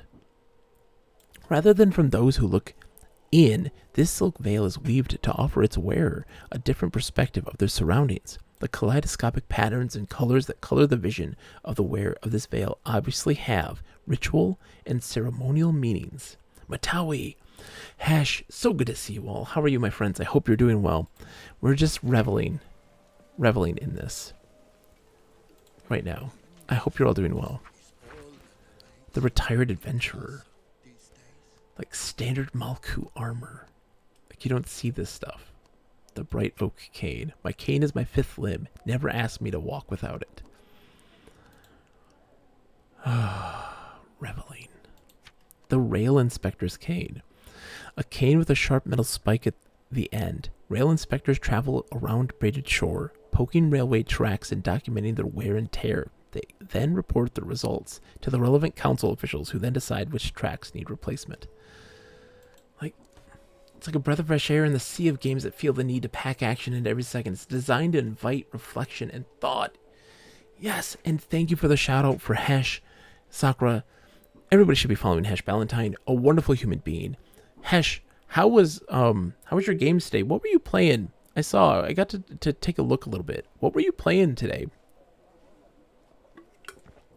It looked very intriguing. Ooh. Assembling a fireplace. Create wind shelter. I have that one. Meld. Learning from these teachings will enable the student to blend into bush foliage to disappear from sight. Affinity for water. These teachings teach how to connect with water to make your body quicken when submerged. Once mastered, the students will have the ability to rejuvenate their bodies when they stand engulfed in water. Sprout a fruit tree. This costs a lot. Today was my 2nd day with Protostar. I really like it. It's more or less Starflight 3. Oh, Hash, those are some good words right there. That is a good recommendation right there. Unbinding this knot will make a fruit tree sprout from the ground, ripe with fruit for the knot binder and everyone present to enjoy. And it has, so these notches here are skills, like levels in this. So I'm guessing the fruit would be better and better the more skilled you are. As you use them, it increases over time. But if you forget this, because you only have so many slots to learn spells, and those go up as you level. But if you remove that, the knowledge that you've gained is gone. Or, if you have some certain skills, it's just diminished. Hesh says, I'm in the everything can kill you still early days where you're just harvesting minerals and running from everybody. Yes, I love those days. Those are good days. Those are good days. A forager. Like blossom. Just allows you to have flowers sprout around you. And like just wild roses, package of char flowers. Like the braided shore rose thrives only in the wild. It's not known why. In spite of the greatest care and attention, not even the finest botanist can keep the buds of the braided shore rose from withering on its stems when cultivated. As long as it is exposed to a fresh wind and some sunlight, however, a wild rose flower may stay fragrant and fair for quite some time in a flower crown, hat bouquet, or pinned to the lining of a hood. The wild rose is often worn by nature folk, and those who stand by the principles of nature, shunning the cities and the asken maid. How many do I have right now, Key? So active, like spells. So these ones are skills. These are passive skills. Those don't count. I have 1 tea. 1 tea for the Jade Brew. I have an ability to smell tea. But my spells, I have a spark that helps me find players. So it'll lead me to players. I have a spell that'll lead me to shelters to keep me safe from the rain. I have an ability that allows me to whistle. It's just a silly ability. Looks like 10 slots plus 5 that way. So I have currently, actually how it works, Key, is I have 5 knowledge points. If the ability or spell is of my wind direction, mine is the southern winds, it's a -1 in knowledge requirement. So for instance, Tricks of the Messenger is a southern skill. And it's of the southern wind. And so therefore, instead of costing 1 knowledge point, it costs 0 to me. So it's based on knowledge points, not set slots. Neat, exactly. And so, of course, since like the eastern wind guides to create wind shelter, it's a cost of 1. Certain things also cost like 0. It says skill level 1. That's in my skill level. It doesn't require a knowledge point because the Velen tongue is a passive thing. And like keen eye, that costs 1, but it sharpens your eyesight and allows you to see collectible glimmers around you more often. And so yeah, there's a whole lot of stuff going on. Skills and spells are mixed together. You can separate them. So knots are here, T's are here, abilities, passives, and actions. These are actions that you can do, like combat actions, toggle your hood, sit, or run away, those sorts of things. But yeah, and as you level up, you gain more knowledge points, which you can then apply to more things. The Seasoned Merchant. Herbs, a bunch of sour seed weeds. Like, a bunch of sour weeds. Keep. Their value is 13. Or 15. Base value is 15. This trader values it at 13. And it has a description for this. Like, a bunch of thick sour weeds that give off the appearance of worms. These weeds are popular among the kids of Braided Shore. A popular game consists of attaching eyes and tying a string around a sour weed, pulling it around and making it look like a worm moving on its own. Children also enjoy the sour taste and will dare each other to try to eat one without scrunching up their face. A clump of grass, 500 words. Yep, exactly. And so look at all of this. Look at all of this. They're warheads. They're warheads. They're sour gummy worms. Like, cave salt bag from Harim. Cave salt, while being slightly more expensive in Braided Shore, is said to be more gentle for the heart. A bundle of casa spices. I'm like, look at all of these things. We have never seen any of these. At any point. A pouch of unusual casa spice. Like, never seen any of these. And there's so many of them. And we just constantly are being inundated with so many more things. The Rivenleaf Mystics have forbidden the farmers in Crossing to harvest their crops. Here both the farmers and their livestock are on the brink of starvation. What? What? Tell me more. Vegetables from near, fruit from afar. Come one, come all. Look at all the fruit. All of it. Look at it. So many of it. Pears from the Fekhem region. Large true sulfur pears. And it's like here, it's called the true pear or the birthday pear. This fruit is believed to bring good fortune to the one who eats it. In the southern and eastern parts of Braided Shore, it's customary to serve slices of a true pear to the guest at birthday parties, and for the celebrant to eat the core, seeds and all. I love it. I love it. Key. See? When I see this and I'm like, this is a key game. This is a key game. This is no joke. We are not playing around here. And that's just one of them. How many other fruit are there? That was one fruit. 1, 2, 3, 4, 5, 6, 7, 8, 9, 10, 20, 30, 34 unique other items. I might go out tomorrow and buy a notebook for this and get cracking. I'm getting gal wound up in here. Yes, key. Entertainers.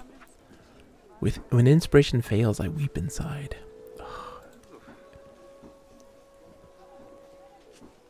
I have a migraine. Can't I? I'm so sorry, Key. If I'm... Look, there's a bag that has an official not message. What does the official not message say? Farmers Union memo. Appoint official to require more frequent weather reports from the Esoteric Union. We actually have this one already. It's not worth anything much. I already have that one, so it's okay. I can toss it. The newest Steam beta has an integrated notepad for each game. What? But Sakura, there is something about just writing it yourself and like really putting that down to paper, no matter how bad your handwriting is. Mine is very bad. All the different types of stuff is, yeah. Cat sardines. A tiny fish about as large as your thumb. This tiny rascal's name comes from the legend of the sea cat. A fearsome creature said to have been the descendant of a Varhim beast of war. The sea cat terrorized swimmers and ships alike during the exploration era. Seeing how much trouble the sea cat was causing, a Sephra grabbed a sardine and tied it to the sea cat just out of its reach. It is said that the sea cat is still chasing the sardine out at sea to this day. Young pranksters sometimes catch sardines and tie string around their fins, tricking anyone who catches it into thinking that the sea cat might come for them next.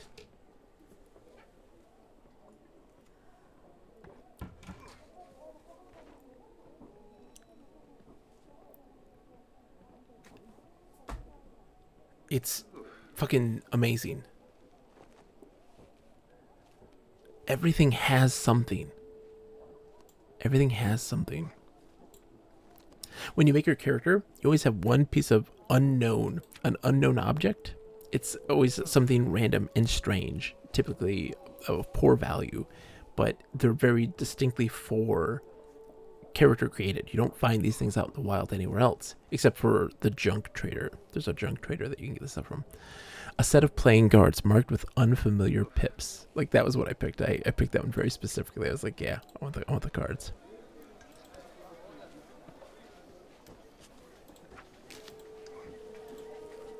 So yeah, the pole fisher, retired adventurer, the sower. Just, yeah, seeds, and grains. That's it. Dates, rare dates. Handful of dates is a peculiar shape. The smell and flavor of the palm tree berries appear quite normal, however. Like a bag of eggplant seeds. Much like cabbage, an eggplant is a rainbow you can eat, and with these seeds you can grow the rainbow from any meager patch of soil. Like, just... how can you not be in love with this? The mill worker. Foundry worker's roll. I had some of that.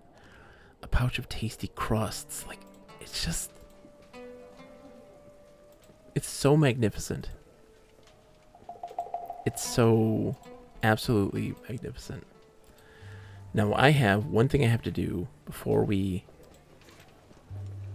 getting close to the end of the night for me. It's getting a little late, but luckily I can sleep in a little bit tomorrow. We have a place to go. We have one thing to do. We have a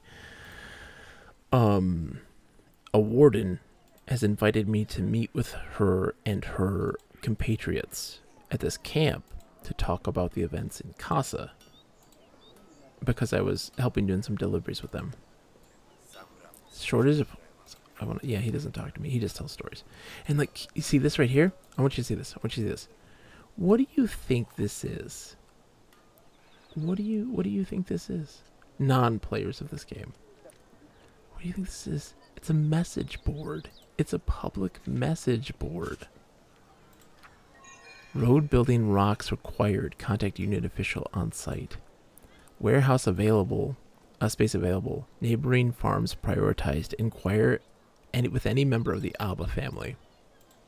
Oh, this guy's dialogue is overriding my ability to click this off. There you go. Grain wanted any quantity. Contact Hamsi for the best trade. Make the mystics go away. Anonymous. Wool carders needed at the Millimac Weavery. Speak to Isabel. Casa silk bought. Any amount and color of interest. Great trade. Value offered. DeSovi Master Tailor. The Select Tailory, which is nearby. Please leave any oak nuts close to the Four Winds tree where they lay. They are vital for my research.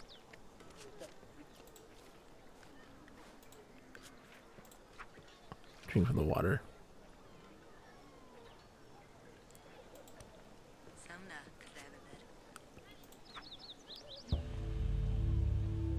Just give me some knowledge. I've talked to this person before. This is an enthusiastic knobbinder. How sweet of you to inquire. Well, between me and you, what I really need to grow my business are some powerful raw materials that I can dismantle and recraft into more potent knots. Creatures like Maisu, Katem, and Shades often leave such items behind when they have been destroyed.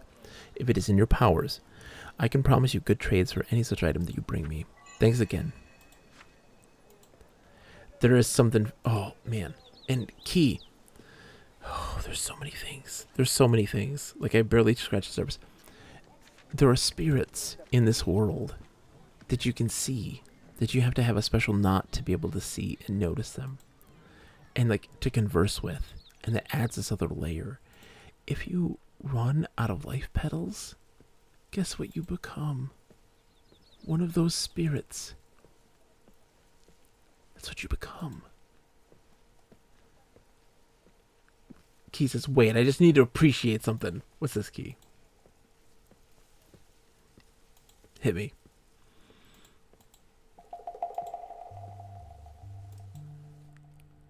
Oh, sorry, I'll go back. Okay. Hold on. I'll go back.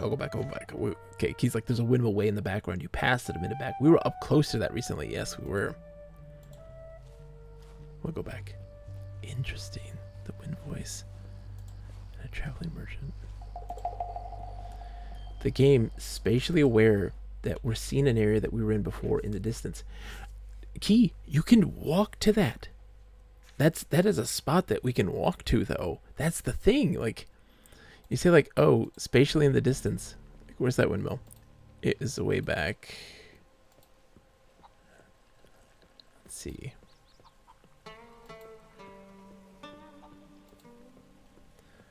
For a game that doesn't seem like a fully rendered 3D space, it is a fully rendered 3D space. Watch.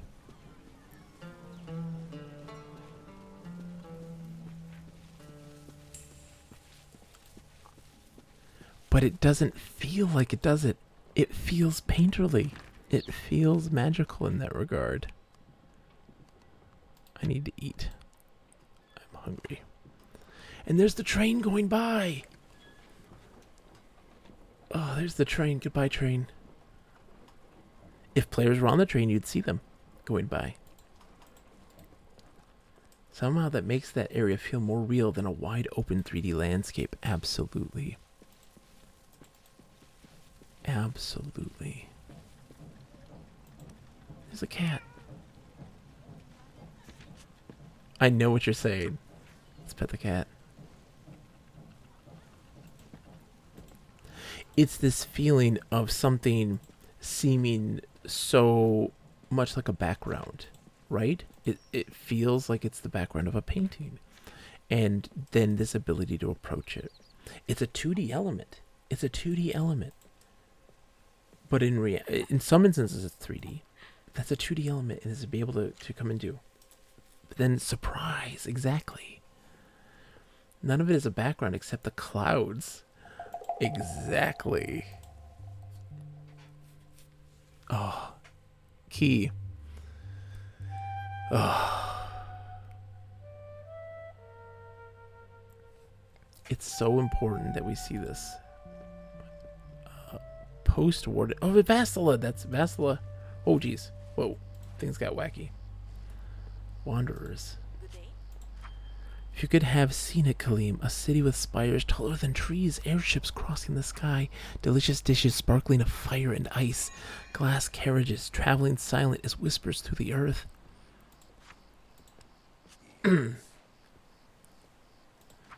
Had you been with us, Kaleem, surely you also would consider that city to exist outside of common time and space. Its many colored banners of free floating lights, the mighty land striders crossing a street with each step, pavements of glittering crystal, bath chambers engulfed in vanilla-scented steam. If only you'd been with us, Kaleem. Chin Band for the Sick. A band made from a rubbery dried leek. It's said to be a folk remedy with healing properties when tied around the wearer's face from chin to forehead. Broken cedar comb. Even a broken comb might find some uses, perhaps as a door stopper, or as kindling for a desperate traveler's fire. A withering band of flowers. A flower crown of royal cobalt orchids that have lost their luster and are slowly dying, even braided as they are. Vanilla scented steam. How evocative. See my bundle of flowers that I have with me right now? Let's make it the walking cane, because I just like having a walking cane. Worried oxen keeper. Can you give me a hand, Sem? My gluttonous oaf of an ox has gotten something stuck between his teeth again. It eats anything that comes from it. Never was there an ox like this. And so the shiver of the night has appeared. I always thought oxen were herbivores, but this thing cares only to fill its belly. I refuse to move when it has something to chew on. It must get whatever is stuck in its mouth out, but it's lodged too deep. I just can't get it out. Please, will you try? Just reach in and pull whatever's stuck in there out. What have I done to deserve a creature like this?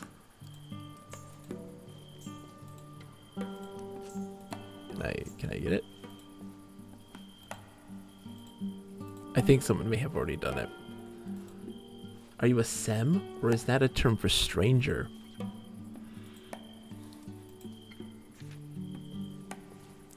There's a lot of names for us. That is for sure. Oh, there it is. There it is. There it is. We had to click on him. That's why. Might. Pulling it out. And he has a name too. Ogle. What do you have? A creaking oak branch. This rod will go deep and high, never snapping under strain. Carry it tall. And Wanderer's reed. Petal, twig, stem, and seed. Nature's gifts are all you need. I have nothing more to say about the subject we discussed. Farewell, Wanderer. He's so upset at his ox. So Sem is, I think, like an honorable, like, friend, I think. And Sem is friend, Kaleem is Dandelion, and there are some other phrases that are used to describe us. Oh, I gotta cross the bridge and go to the building. There's other phrases for us as well. Some of them not so nice. Not so nice. There's somebody who will call you a, was it stray weed? Errant weed is, I think, what he called us. Errant weed. While we may be dandelions, some believe that we are a burden on this world. And I love it so much. It's so fantastic. It's just the best. And I'm just walking right now. I'm not running. I'm just walking. It's just so beautiful. I need some stuff, some fruit. We have some buckthorn. Coming from the cold northern mountains of the Malku lands, this berry has managed to spread all the way to the braided shore. Buckthorn is a robust plant which is able to grow in freezing temperatures just as well as in hotter climates. Buckthorn in cold climates tend to produce a sweet berries, while the ones in hotter ones make slightly sour ones. Like, they don't need that description. They don't need to do that. But what does it give you? It gives you so much. Ah, yes, people who do not understand the glory of dandelions. Exactly, Key. Oh, that's the thing. And Key, what's so fantastic, you talk about, like, oh, the horrors of those ladies' pigeons, right? The game, in its depiction of that, oh, look at this, look at the stars, exactly. In the game, in its depiction of that event, they're not, like, offhandedly stating like that happens. They are really treating it as, like, kind of very sad and tragic. You know, it's somber and reverent and respectful. There's a lot of respect in this game and empathy. It's like that makes it all the better. The Elo Vineyard. Respect and empathy in all my games. Exactly. This is where I'm supposed to meet them, but I don't see them here.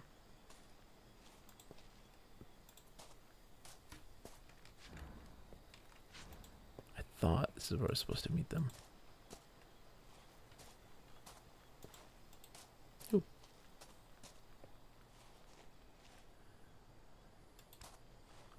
Carrot's like, I don't know how to get there. There we go. You also don't have to do the clicking. Like, you can use the arrow keys and such. I'm gonna light this fireplace though, just because I want to.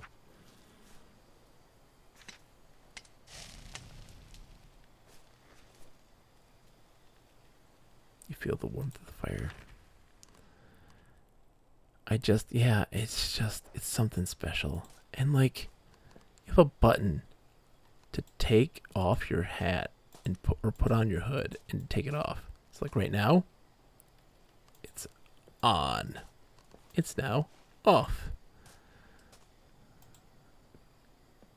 The warmth has dimmed. Oh, something's here. Pieces of wool. Like, why? Why do you have descriptions for the pieces of wool? I love it. I love it. I'm so happy they have it. And, like, people don't get or understand why that is such a big deal. Why that's so important.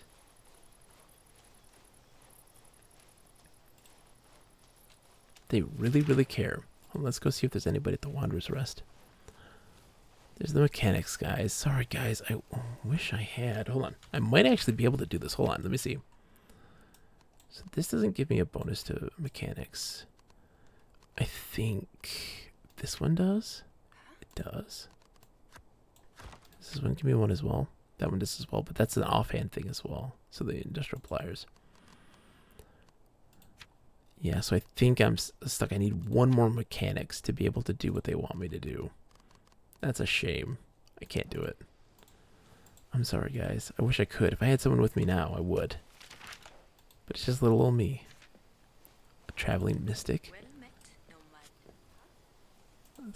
Oh, hold on. Can we get in closer? Yeah, there we go. The night owns its own mysteries. I strive to be one with its many secrets. Samna, traveler.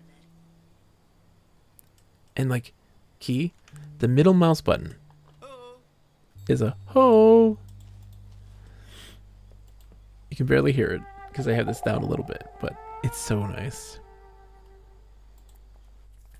Oh, wait, no, that's why. They're not there. They're at the Kuro Orchard. I went to the wrong place.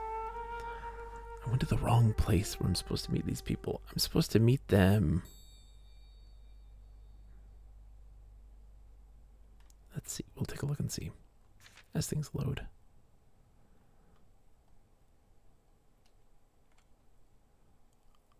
The wind voices. Merle Crossings, maybe? I don't remember where. Yeah, I know it follows the road. Wind voice. I know. Oh, what is this? Stone.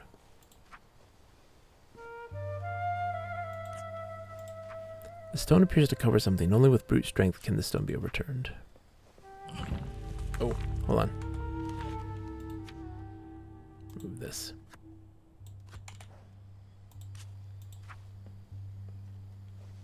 There we go. What's it gonna give us?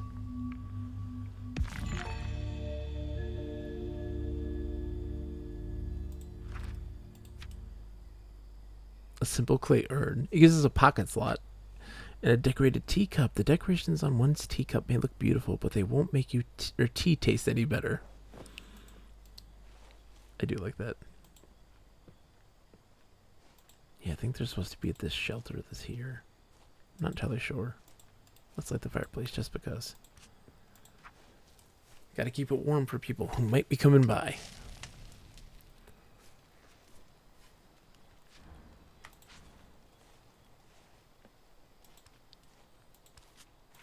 So she's not here tonight. A tuft of animal hair.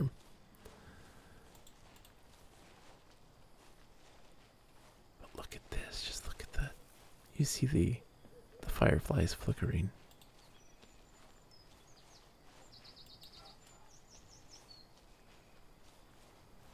It's so nice. And again, I've never fought anything in this game yet, like, that is a danger or a hazard.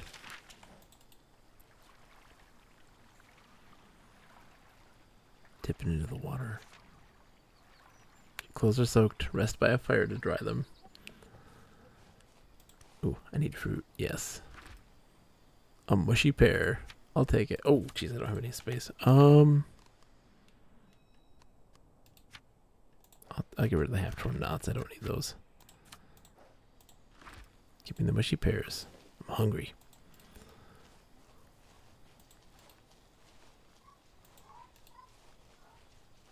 Oh, hold on. Hello, omens. The omens. Hello, little guys. Don't be afraid. Don't be afraid. Listen to the sound. I'm going to crank this up.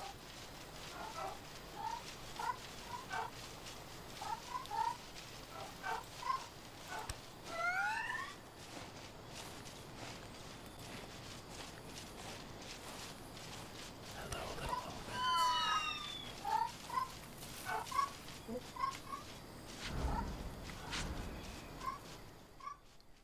I love it. Just a little chirping. Sorry. We have to wrap this up soon. I need to get to bed. It's like almost 1 o'clock. But Key, yeah, know that. Key, anytime you want to go on that adventure, you say the word. You say bogus. I am ready. I'm there. I don't have to lead the way. I will just follow you and just see what happens. I'm having surgery soon and maybe bedridden for a bit. This seems like the thing to do. Oh, it does. The lookout. By morn and day in happy flight, my tools have earned their rest tonight. One other thing, to highlight this, just for you to understand that night is starting to fall. Right? It's now night. And things have changed in places.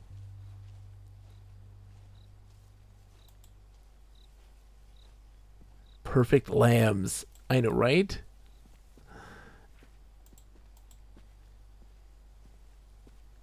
Let's see. Hold on. Let me show you this. There's a tea house. Oh, what is there? What do we got? Hit me. Oops. A strand of coarse hair. Whether from beast or folk, one must admit that this is pretty odd to collect hair to bring on one's travels. The rhythm of that poem, iambic pentameters, yes, The rhythm of that poem was flawless. Yes. So, night has happened. Folks are gathering, of course, to the tea house. It's a lot busier at nighttime than in daytime. But then there's another thing. There's something different. This isn't the place I'm talking about. There's a voice. Oh, the voices. Let me talk to you, voice. I need to talk to the voice. Sunset. It is still like a sunset. I know what you mean when you say this. A nervous skald. Yes, Wanderer. I wonder. Do you enjoy music? Never mind. Social. Like, encourage. So, social is a skill. The ability to get information out of people, to get them to trust you, to open up, to make them feel comfortable, to lie to them, to get information. Like, to be a skill is interesting. Well, I guess, if you truly are interested, I'm so scared my songwriting isn't, well, any good. But here we go. 1, 2, 3. The one of my dreams, oh, shines like the sun, to lie in those arms when my day is done. Give me your hand, say you'll be the one. Don't shake your head and turn my heart into a stone. So what do you think? Honestly. I loved it. Okay. Yeah. And you get your XP. Anyways, I'm going to go over here. I want to show you this place. We were here at the start of the stream. This is the first place we went to when we started the stream tonight. We went to Mirt. Key, you may remember these places. We were here when we played, and Mirt was when things kind of went awry. If you're likely to walk into danger, prepare beforehand by resting, drinking long-lasting teas, and stocking up on a magic knot or two. So when we were here in the daytime, they talked about, this is the Mirt Tea Pavilion, to try their teas and all these things, and there's people working to collect stuff. Or the workers were all sitting around. They weren't doing anything. And now it is nighttime. And you're going to find that those workers are now working.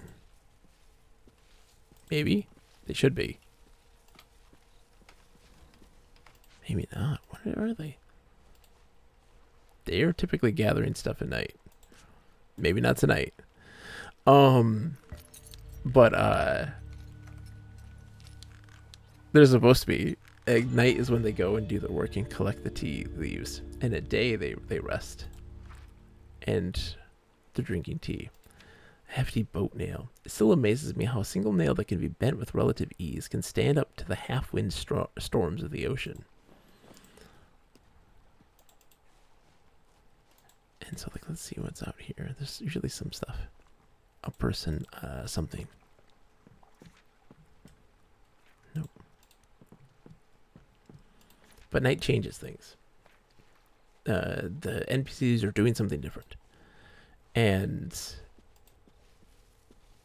so, like, you go and you talk to these folks, like, and on certain days, there's the tea auction here. Welcome, traveler. I understand you have to come to witness and sample the wonders of Mirt teas and its legendary preparations, yes? Let me, Marilja Moonglow, be your host and your guide. Now, valued guest, please proceed and enjoy yourself. Yeah, we've talked to you before. But I want to talk to the tea master. What does he say now? Wind's blessing, traveler. Please speak to our dedicated host instead. Yeah, he doesn't like to talk to us. There was something sparkly over here, I thought. Thought I saw a sparkle. Sparkle. Alright, we're going to sip some tea. Have a sip of the Jade Brew. Enjoy the night. I see a sparkle, but I don't want it. And find someone to raid. Who is on right now? Let's see who's out and about. As we quietly enjoy our tea. Oh, so tasty. That Jade Brew is the best.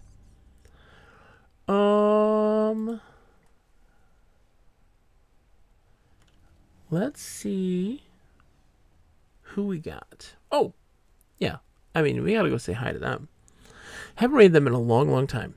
Let's go say hi to the Renaissance. He's playing Double Dragon 3 and maybe Nemo. Let's go say hi to Ren. I haven't seen him in forever. I'll be back someday soon to stream this again.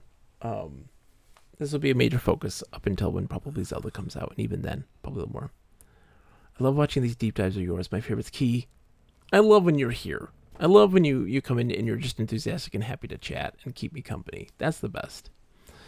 I'll see you all guys very soon. I love you all. I love sharing this with you. Have a wonderful night, and as always, to humor.